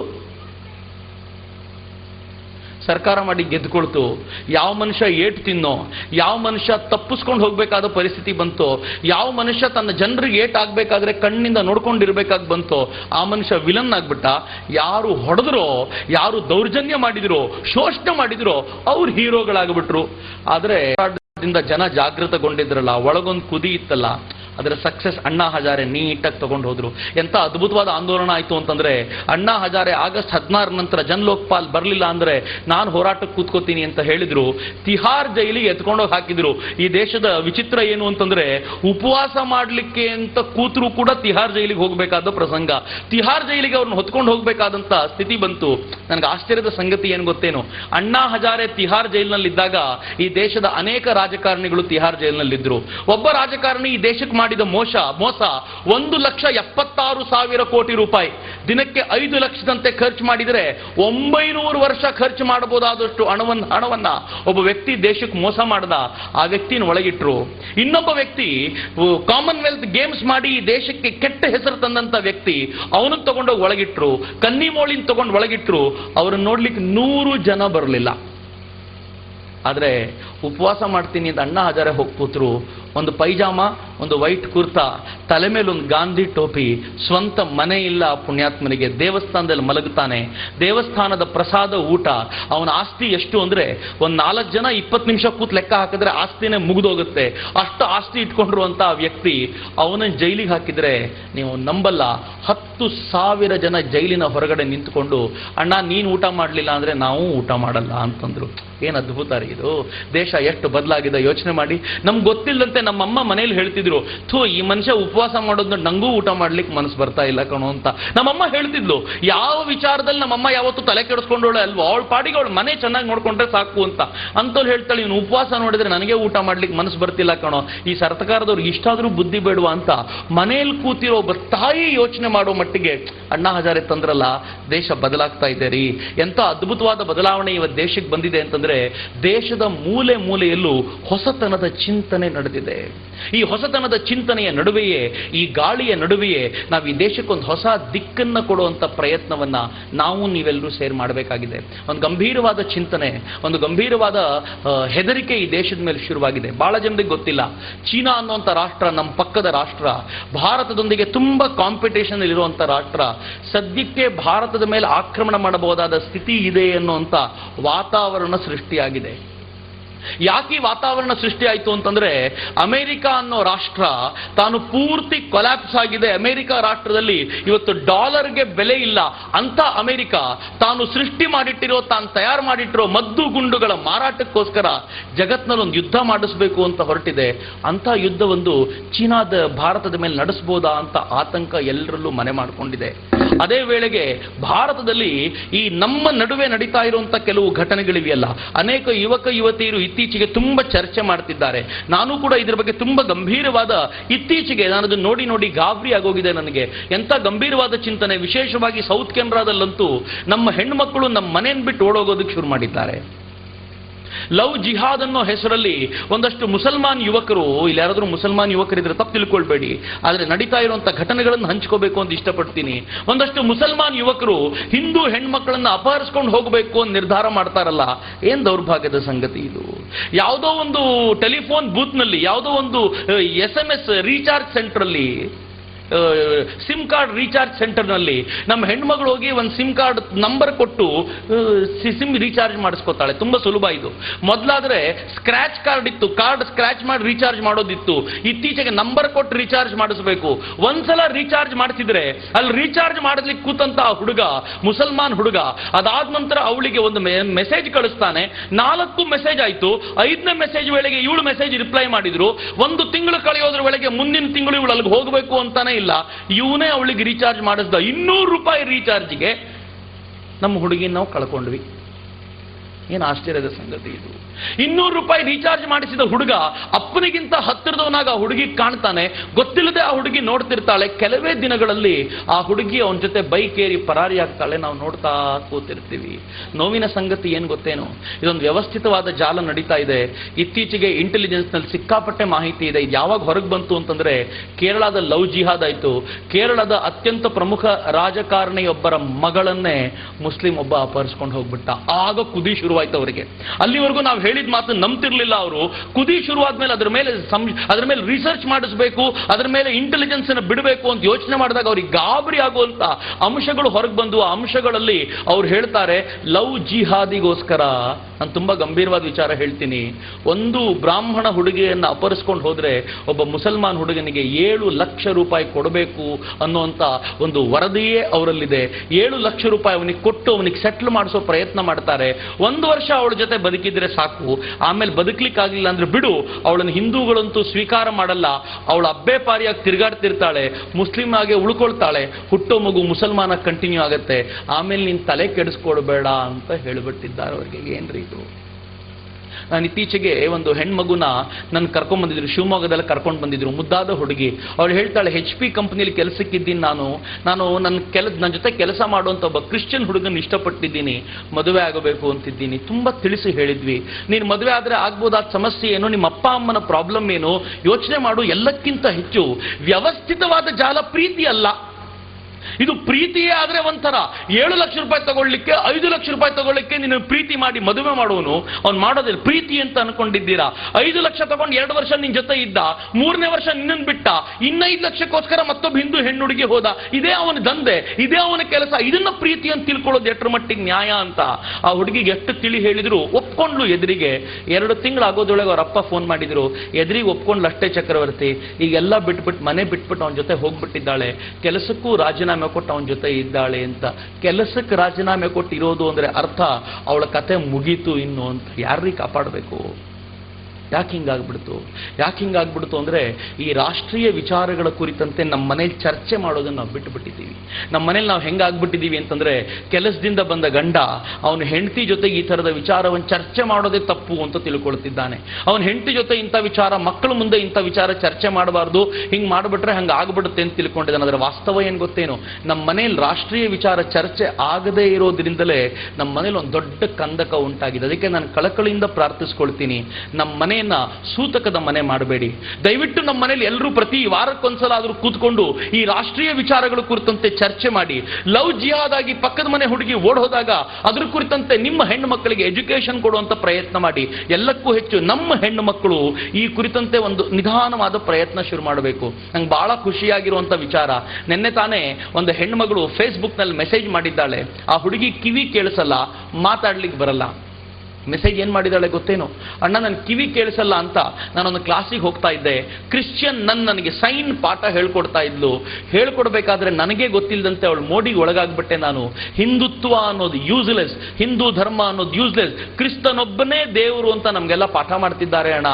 ನಾನು ಇದನ್ನು ನಂಬ್ಕೊಂಡು ಬಿಟ್ಟಿದ್ದೆ. ಒಂದು 3 ತಿಂಗಳುಗಳ ಕಾಲ ನಾನು ಅವ್ರ ಸಂಮೋಹನಕ್ಕೆ ಒಳಗಾಗಿ ನಮ್ಮ ಮನೇಲಿ ದೇವ್ರ ಪೂಜೆ ಮಾಡೋದನ್ನು ನಿಲ್ಲಿಸ್ಬಿಟ್ಟಿದ್ದೆ. ಏನೋ ಪುಣ್ಯ, ಒಂದಷ್ಟು ಹಿರಿಯರು ಬಂದು ನನಗೆ ಹೇಳಿದ್ರಿಂದ ಇವತ್ತು ನಾನು ಉಳ್ಕೊಂಡಿದ್ದೀನಿ. ಆದರೆ ನೋವೇನು ಅಂತಂದ್ರೆ, ನನ್ನ ಗೆಳತಿಯರು ಇನ್ನೂ ಕ್ರಿಶ್ಚಿಯನ್ಸ್ ಆಗಿ ಕನ್ವರ್ಟ್ ಆಗ್ತಿದ್ದಾರೆ. ಏನಾದರೂ ಮಾಡಿ ಅಣ್ಣ ಇದಕ್ಕೋಸ್ಕರ ಅಂತ. ನಾನು ವಾಪಸ್ಸು ಅವಳಿಗೆ ಮಾತಾಡಿದ್ರೆ ಕೇಳಲ್ಲ, ಫೋನಲ್ಲಿ ಗೊತ್ತಾಗಲ್ಲ ಅವಳಿಗೆ ವಾಪಸ್ ಮೇಲ್ ಮಾಡಿದೆ. ಏನು ಮಾಡಬೇಕು ಅಂತ ನಿನಗೆ ಅನ್ಸುತ್ತಮ್ಮ ಅಂದ್ರೆ ಅವಳು ಹೇಳ್ತಾಳೆ, ಸೈನ್ ಲ್ಯಾಂಗ್ವೇಜ್ ಗೊತ್ತಿರುವಂಥವ್ರು ಯಾರಾದರೂ ಹಿಂದುತ್ವದ ಬಗ್ಗೆ ನನ್ನ ಗೆಳತಿಯರಿಗೆ ಹೇಳುವಂಥ ಪ್ರಯತ್ನ ಮಾಡಿಸ್ಕೊಡಿ ಅಣ್ಣ. ಸಿಡಿ ಮಾಡಿಕೊಟ್ರೆ ನಾನು ಸೈನ್ ಲ್ಯಾಂಗ್ವೇಜ್ ಹೇಳ್ಕೊಡೋ ನೆಪದಲ್ಲಿ ಹೋಗಿ ಈ ಸಿಡಿನ ತೋರಿಸಿ ಹಿಂದುತ್ವದ ಬಗ್ಗೆ ಹೇಳಿ ವಾಪಸ್ ಕರ್ಕೊಂಡು ಬರ್ತೀನಿ, ಏನಾದರೂ ಮಾಡಿ ಅಣ್ಣ ಅಂತ ಕಿವಿ ಕೇಳದ, ಮಾತಾಡ್ಲಿಕ್ಕಾಗದ ಒಂದು ಹೆಣ್ಮಗು ಕಳಕಳಿಯಿಂದ ಹೇಳ್ಕೊಳ್ಳುತ್ತೆ ಅನ್ನೋದಾದ್ರೆ ನಾವೇನಾದರೂ ಮಾಡಬೇಕು ಅಲ್ವಾ? ಇವತ್ತು ಈ ರಾಷ್ಟ್ರವನ್ನು ಉಳಿಸ್ಬೇಕು ಅಂತಂದ್ರೆ ನಮ್ಮ ಮನೆಯನ್ನ ಗಟ್ಟಿ ಮಾಡ್ಕೋಬೇಕು, ನಮ್ಮ ಹೆಣ್ಮಕ್ಳನ್ನ ಗಟ್ಟಿ ಮಾಡ್ಕೋಬೇಕು, ನಮ್ಮ ಹುಡುಗರನ್ನ ಗಟ್ಟಿ ಮಾಡಬೇಕು. ಯಾವ ಥರದಕ್ಕೆ ತಯಾರು ಮಾಡಬೇಕು ಅಂತಂದ್ರೆ, ಯಾವುದೇ ರೀತಿಯ ಹೋರಾಟಕ್ಕೂ ಕೂಡ ಭಾರತ ಸಿದ್ಧವಾಗಬೇಕು. ನೆನ್ಪಿಟ್ಕೊಳ್ಳಿ, ಇದೊಂದು ತುಂಬ ಕ್ರೂಷಿಯಲ್ ಟೈಮ್. ಎಂಥ ಅಪರೂಪದ ಸಮಯದಲ್ಲಿ ನಾವಿದ್ದೀವಿ ಅಂದ್ರೆ, ಈಗಲ್ಲದೆ ಹೋದ್ರೆ ಈ ರಾಷ್ಟ್ರವನ್ನು ಕಟ್ಟುವಂತ ಮತ್ಯಾವ ಅವಕಾಶವೂ ನಮಗೂ ಸಿಗಲಿಕ್ಕಿಲ್ಲ, ನಿಮಗೂ ಸಿಗಲಿಕ್ಕಿಲ್ಲ. ಅಂತ ಅಪರೂಪದ ಘಟ್ಟದಲ್ಲಿದ್ದೀವಿ. ಎಂಥ ಕಾಲಘಟ್ಟ ಇದು ಅಂತಂದ್ರೆ, ಇವತ್ತೇನಾದರೂ ನಿಮ್ಮ ಮಕ್ಕಳನ್ನು ನೀವು ಗಟ್ಟಿಯಾಗಿ ಹಿಡ್ಕೊಂಡು ನಿಮ್ಮ ಮನೆಯಲ್ಲೇ ಕೂರಿಸ್ಕೊಂಡ್ರೆ ನಾಳೆ ಆ ಮಕ್ಕಳು ಹೀಗೆ ಗಟ್ಟಿಯಾಗಿ ಉಳಿತಾರೆ ಅನ್ನೋ ನಂಬಿಕೆ ಮಾತ್ರ ಇಟ್ಕೋಬೇಡಿ. ಸ್ವಲ್ಪ ಬಿಟ್ಕೊಡಿ ನಮ್ಮ ಮಕ್ಕಳನ್ನ. ನಮ್ಮ ಮಕ್ಕಳು ಹೋಗ್ಲಿ. ನಮ್ಮ ಮಕ್ಕಳು ಯಾರ್ದಾದ್ರೂ ಕತ್ತಿ ಬಂದ್ರೆ ಎದೆ ಕೊಡೋಷ್ಟು ಮಟ್ಟಿಗಾದ್ರೂ ಎದೆ ಗಟ್ಟಿ ಮಾಡ್ಕೊಳ್ಳಿರಿ. ಇವತ್ತು ನನಗೆ ಬಹಳ ಖುಷಿ ಆಯ್ತು, ಯಾರೋ ಒಬ್ಬ ಸೈನ್ಯಕ್ಕೆ ಸೇರಿದಾಗ ಅವನಿಗೊಂದು ಸನ್ಮಾನ ಮಾಡೋದು. ಈ ಸನ್ಮಾನ ಮಾಡೋದು ಯಾಕೆ ಲಾಭ ಅಂತಂದ್ರೆ, ಯಾಕೆ ಪ್ರೇರಣಾದಾಯಿ ಅಂತಂದ್ರೆ, ಸೈನ್ಯಕ್ಕೆ ಹೋಗೋದ್ರಿಂದ ಸನ್ಮಾನ ಸಿಗುತ್ತೆ, ಡಾಕ್ಟರ್ ಆಗೋದ್ರಿಂದ ಅಲ್ಲ ಅಂತ. ಡಾಕ್ಟರ್ ಆದವ್ರು 100 ಜನ ಇರ್ತಾರ್ರಿ. ಡಾಕ್ಟರ್ ಎಷ್ಟು ಜನ ಬೇಕು ನಮಗೆ? ಇಂಜಿನಿಯರ್ ಆದವ್ರು ಎಷ್ಟು ಜನ ಬೇಕು? ಬೇಕಾದಷ್ಟು ಜನ ಸಿಗ್ತಾರೆ. ನಮ್ಮ ಮಗ ಇಂಜಿನಿಯರ್ ಆಗಿ ಬೆಂಗಳೂರಿನಲ್ಲಿ 1 ಲಕ್ಷ ರೂಪಾಯಿ ಸಂಬಳ ತಗೊಳ್ಳೋದು ಭಾರಿ ದೊಡ್ಡ ಸಂಗತಿ ಅಲ್ಲ. ಆದ್ರೆ ನನ್ನ ಮಗ ಸೈನಿಕನಾಗಿ ಆ ಬಾರ್ಡರ್ನ ತುದಿಯಲ್ಲಿ ನಮಗೋಸ್ಕರ ಹೋರಾಟ ಮಾಡ್ತಾನಲ್ಲ, ಅದು ನಿಜವಾದ ಸಾಧನೆ. ಆ ತಾಯಿಗೆ ನಿಜವಾದ ಸಲ್ಯೂಟ್ ಸಲ್ಲಬೇಕು. ಅದು ಈ ಗೌರವವನ್ನ ಈ ದೇಶದ ವೇದಿಕೆಗಳು ಮಾಡಬೇಕಾಗಿರುವಂತ ಕೆಲಸ. ನಮ್ಮ ಮಕ್ಕಳು ರಾಷ್ಟ್ರಕ್ಕೋಸ್ಕರ ದುಡಿಯುವಂತ ಕೆಲಸ ಆಗಬೇಕು. ನಾನು ಯಾವಾಗಲೂ ಕೇಳ್ಕೊಳ್ತೀನಿ, ಮಕ್ಕಳು ಒಂದೇ ಸಾಕು ಅಂತ ಸರ್ಕಾರ ಹೇಳುತ್ತೆ, ಗಂಡಿರ್ಲಿ ಹೆಣ್ಣಿರ್ಲಿ ಒಂದೇ ಮಗು ಸಾಕು ಅಂತ. ನನ್ನ ಪಾಲಿಸಿ ಬೇರೆ ಇದೆ. ಕಡಿಮೆ ಅಂದ್ರೂ 3 ಮಕ್ಕಳು ಇರಬೇಕು. ಒಂದು ಮಗು ದೇಶಕ್ಕೋಸ್ಕರ ಇರಬೇಕು, ಒಂದು ಮಗು ಪ್ಯೂರ್ಲಿ ಧರ್ಮಕ್ಕೋಸ್ಕರ ಕೆಲಸ ಮಾಡಬೇಕು, 3ನೇ ಮಗು ಬೇಕು ಅಂದ್ರೆ ಮನೇಲಿ ಇಟ್ಕೋಬೇಕು. ಇಲ್ಲಾಂದ್ರೆ ಅವನನ್ನು ದೇಶಕ್ಕೆ ಕೊಡೋದ್ರಲ್ಲಿ ತಪ್ಪೇನೂ ಇಲ್ಲ. ಈ ಥರದೊಂದು ನಿರ್ಣಯ, ಈ ಥರದೊಂದು ಚಿಂತನೆ ನಾವು ಗಟ್ಟಿ ಮಾಡ್ಕೊಳ್ಳಿಕ್ಕೆ ಸಾಧ್ಯ ಆದರೆ ಈ ರಾಷ್ಟ್ರವನ್ನ ಕಟ್ಕೊಳ್ಳೋಕ್ಕೆ, ಈ ರಾಷ್ಟ್ರವನ್ನ ಉಳಿಸ್ಕೊಳ್ಳೋಕ್ಕೆ ಒಂದು ಅದ್ಭುತವಾದ ವಾತಾವರಣ ನಿರ್ಮಾಣ ಆಗುತ್ತೆ. ಈ ಥರದ ವಾತಾವರಣ ನಿರ್ಮಾಣ ಆಗಲಿ ಅಂತ ಇಡೀ ದೇಶದೊಂದು ವ್ಯಾಪಕವಾದ ಸುದ್ದಿ ಆಗ್ತಾ ಇದೆ. ನಂಗೆ ಗೊತ್ತಿದೆ, 3 ಮಕ್ಕಳು ಅಂದಾಗ ಬಹಳ ಜನ ಗಾಬರಿ ಆಗ್ತಿದ್ದೀರಿ. 3 ಮಕ್ಕಳು, ಒಬ್ಬರು ಮಕ್ಕಳನ್ನೇ ಸಾಕೋದು ಕಷ್ಟ ಅಂತ. ಈ 3 ಮಕ್ಕಳು ಆಗಿಲ್ದೆ ಹೋದ್ರೆ, 2 ಮಕ್ಕಳಾದ್ರೂ ಆಗಿಲ್ದೆ ಹೋದ್ರೆ ಸಮಸ್ಯೆ ಏನು ಅಂತ ನಾನು ಆ ಮನೇಲಿ ಕೂತ್ಕೊಂಡು ಮಾತಾಡ್ತಿದ್ದೆ. ಏನ್ ಸಮಸ್ಯೆ ಗೊತ್ತೇನು? ನಮಗೇನೋ ಒಬ್ಬರು ಮಗು ಆಯ್ತು, ಆ ಮಗು ಎಲ್ಲವೂ ಇದೆ ಸರಿ, ಆ ಮಗುಗೊಂದು ಮಗು ಹುಟ್ಟುತ್ತಲ್ಲ, ಅದು ಬಂದು ಮುಂದಿನ ಸಲ ಕೇಳುತ್ತೆ ಒಂದು 20 ವರ್ಷ ಆದ್ಮೇಲೆ, ಮಮ್ಮಿ ಚಿಕ್ಕಪ್ಪ ಅಂದ್ರೆ ಯಾರು ಮಮ್ಮಿ ಅಂತ ಗೊತ್ತೇ ಇಲ್ಲ. ಚಿಕ್ಕಪ್ಪ ಅಂದ್ರೆ ಯಾರು ಅಂತ, ದೊಡ್ಡಪ್ಪ ಅಂದ್ರೆ ಯಾರು ಅಂತ ಗೊತ್ತಿಲ್ಲ, ಅತ್ತೆ ಮಾವ ಅಂದ್ರೆ ಯಾರು ಅಂತ ಗೊತ್ತಿಲ್ಲ.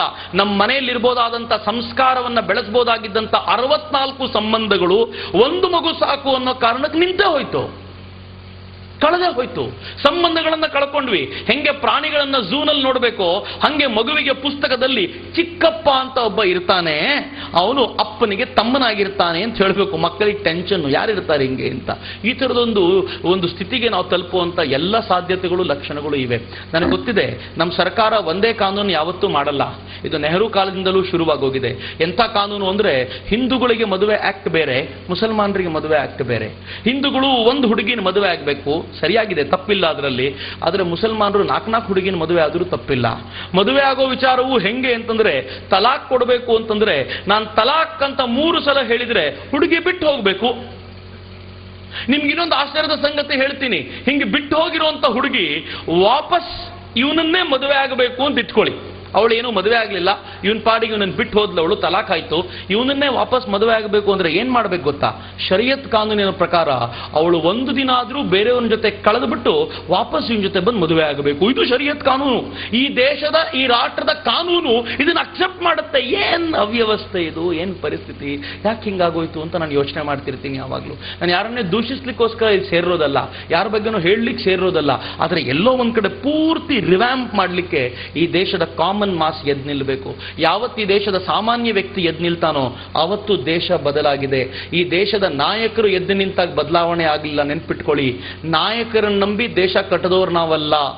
ಈ ದೇಶದ ನಾಯಕರುಗಳು ತಮ್ಮ ಯೋಗ್ಯತೆ ಏನು ಅಂತ ದೇಶದ ನಾಯಕರುಗಳು ತೋರಿಸಿದ್ರು, ರಾಜ್ಯದ ನಾಯಕರುಗಳು ತೋರಿಸಿದ್ರು. ಹೀಗಾಗಿ ನಾಯಕರನ್ನು ನಂಬಿ ರಾಷ್ಟ್ರ ಕಟ್ಟೋದು ನಾವಲ್ಲ. ಈಗ ರಾಷ್ಟ್ರ ಕಟ್ಟಲಿಕ್ಕೆ ಏನಾದರೂ ಅವಕಾಶ ಇದ್ರೆ ನಾವು ನೀವು ಸೇರಿ ಕಟ್ಟೋದು ಅಂಥದ್ದೊಂದು ಅವಕಾಶವನ್ನ ಭಗವಂತ ನಮ್ಗೆಲ್ರಿಗೂ ಒದಗಿಸಿಕೊಟ್ಟಿದ್ದಾನೆ. ನಾವು ನೀವು ಸೇರಿ ಕಟ್ಟೋಣ. ಈ ವರ್ಷ ಒಂದು ಅದ್ಭುತವಾದ ವರ್ಷ. ನನಗಂತೂ ಈ ವರ್ಷ ಅತ್ಯಂತ ಪ್ರೀತಿಯ ವರ್ಷ. ಯಾಕೆ ಅಂದ್ರೆ, ನಮ್ಮ ಸರಸಂಚಾಲಕರು, ಹಳೆಯ ಪೂರ್ವ ಸರಸಂಚಾಲಕರು ಯಾವಾಗಲೂ ಹೇಳೋರು, ಈಗೊಂದು ಯುಗ ಸಂಧಿ ಕಾಲ ಶುರುವಾಗತ್ತೆ ಅಂತ. ನಾವು ನಂಬ್ತಾ ಯುಗ ಸಂಧಿಕಾಲ, ಯುಗ ಸಂಧಿಕಾಲ ಅಂತ ಅವ್ರು ಯಾವ ಭಾಷಣ ಕೂತರು ಹೇಳೋರು. ಒಂದ್ಸಲ ಕೇಳಿದ್ವಿ ಅವ್ರನ್ನ, ಯುಗ ಸಂಧಿಕಾಲ ಅಂದ್ರೆ ಏನು? ಸರಸಂಚಾಲಕರು ಹೇಳಿದ್ರು, ಏನೂ ಇಲ್ಲ, ಯಾವ ವರ್ಷ ಪ್ರಮುಖ ವ್ಯಕ್ತಿಗಳು ಹುಟ್ಟಿ ಒಂದು ಮಹತ್ವದ ವರ್ಷ ಬರುತ್ತೋ, 175ನೇ ವರ್ಷ, 125ನೇ ವರ್ಷ, 150ನೇ ವರ್ಷ ಹಿಂಗೆಲ್ಲ ಬರುತ್ತೋ ಅದನ್ನ ಯುಗ ಸಂಧಿ ಕಾಲ ಅಂತ ಕರೀತಾರೆ ಅಂತ. ನಾವೊಂದ್ಸಲ ಕೇಳಿದ್ವಿ ಅವ್ರನ್ನ, 2012ನ ಯುಗ ಸಂಧಿ ಕಾಲ ಅಂತ ಯಾಕೆ ಕರಿತೀರಿ ಅಂದ್ರೆ, ಅವ್ರು ಹೇಳಿದ್ರು 2012ಕ್ಕೆ ಶ್ರೀ ರಾಮಕೃಷ್ಣ ಪರಮಹಂಸರು ಹುಟ್ಟಿ 175 ವರ್ಷ ಆಗತ್ತೆ. 2012ಕ್ಕೆ ವಿವೇಕಾನಂದರು ಹುಟ್ಟಿ 150ನೇ ವರ್ಷ ಶುರುವಾಗುತ್ತೆ. 2012ಕ್ಕೆ ವಿಶ್ವೇಶ್ವರಯ್ಯನವರು ಹುಟ್ಟಿ 150 ವರ್ಷ ಕಂಪ್ಲೀಟ್ ಆಗುತ್ತೆ. 2012ಕ್ಕೆ ರವೀಂದ್ರರು ಹುಟ್ಟಿ 150 ವರ್ಷ ಕಂಪ್ಲೀಟ್ ಆಗುತ್ತೆ. ಈ 2012 ಅನ್ನೋದು ಎಂತ ಮ್ಯಾಜಿಕ್ ಅಂದ್ರೆ, ಇದು ನಿಜಕ್ಕೂ ಯುಗ ಸಂಧಿ ಕಾಲ. ಇಲ್ಲಿಂದ ಬದಲಾವಣೆ ಬಂದೇ ಬರುತ್ತೆ ಅಂತ. ಅದನ್ನೇ ಪ್ರಳಯ ಅಂತ ಕರೆಯೋದು ನಾವು. 2012 ಪ್ರಳಯ ಯಾಕೆ ಅಂದ್ರೆ, ಜಗತ್ನಲ್ಲಿ ಎಲ್ಲ ಕಡೆ ಅಲ್ಲೋಲ ಕಲ್ಲೋಲಗಳು ಉಂಟಾಗ್ತವೆ.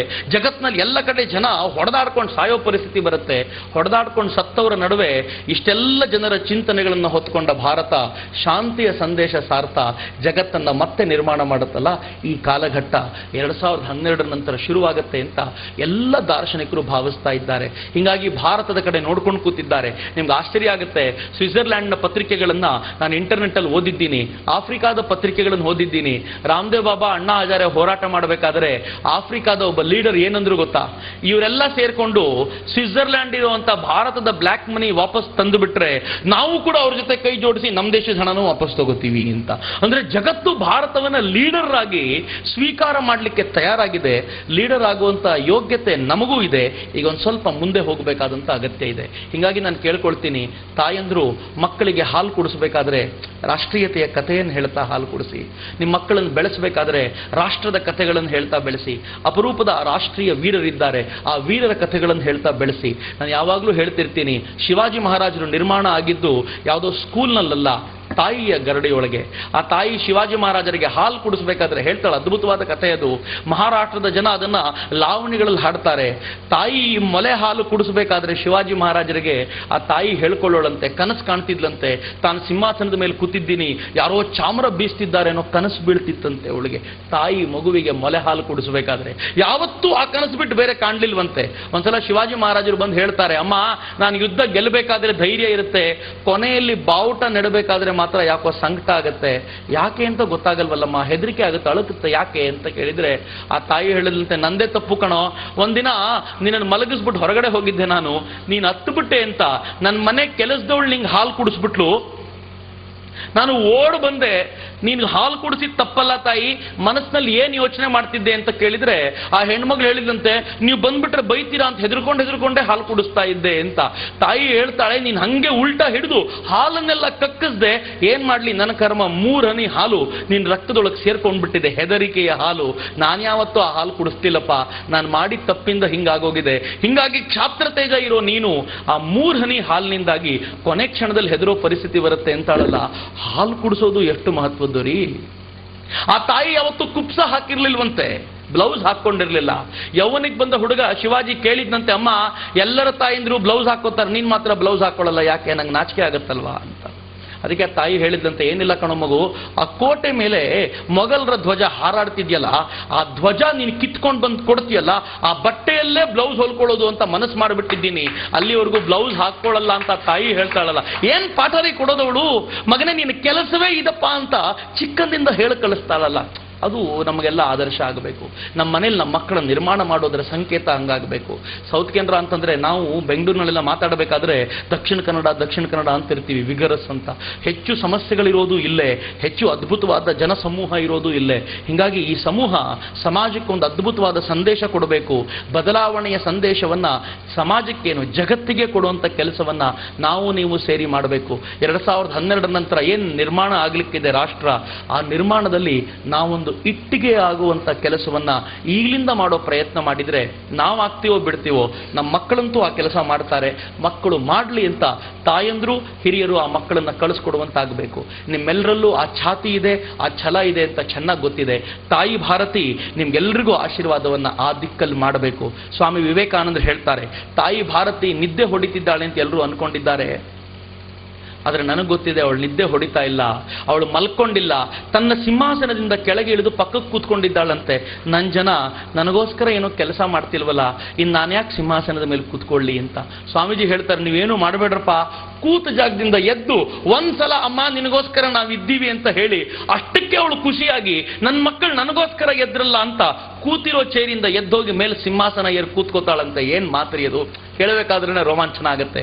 ಅದೇ ಸ್ವಾಮೀಜಿ ಕಂಟಿನ್ಯೂ ಮಾಡ್ತಾ ಹೇಳ್ತಾರೆ, ಈ ಬಾರಿ ಅವಳೇನಾದ್ರೂ ಸಿಂಹಾಸನ ಏರಿ ಕೂತ್ರೆ ಹಳೆಯ ವೈಭವ ಅಂತ ಯಾವುದನ್ನು ಕರಿತಾ ಇದ್ವೋ ಅದೆಲ್ಲ ಮಸುಕಾಗುವಂತ ಅದ್ಭುತವಾದ ವೈಭವ ಭಾರತಕ್ಕೆ ಮರುಕಳಿಸುತ್ತೆ.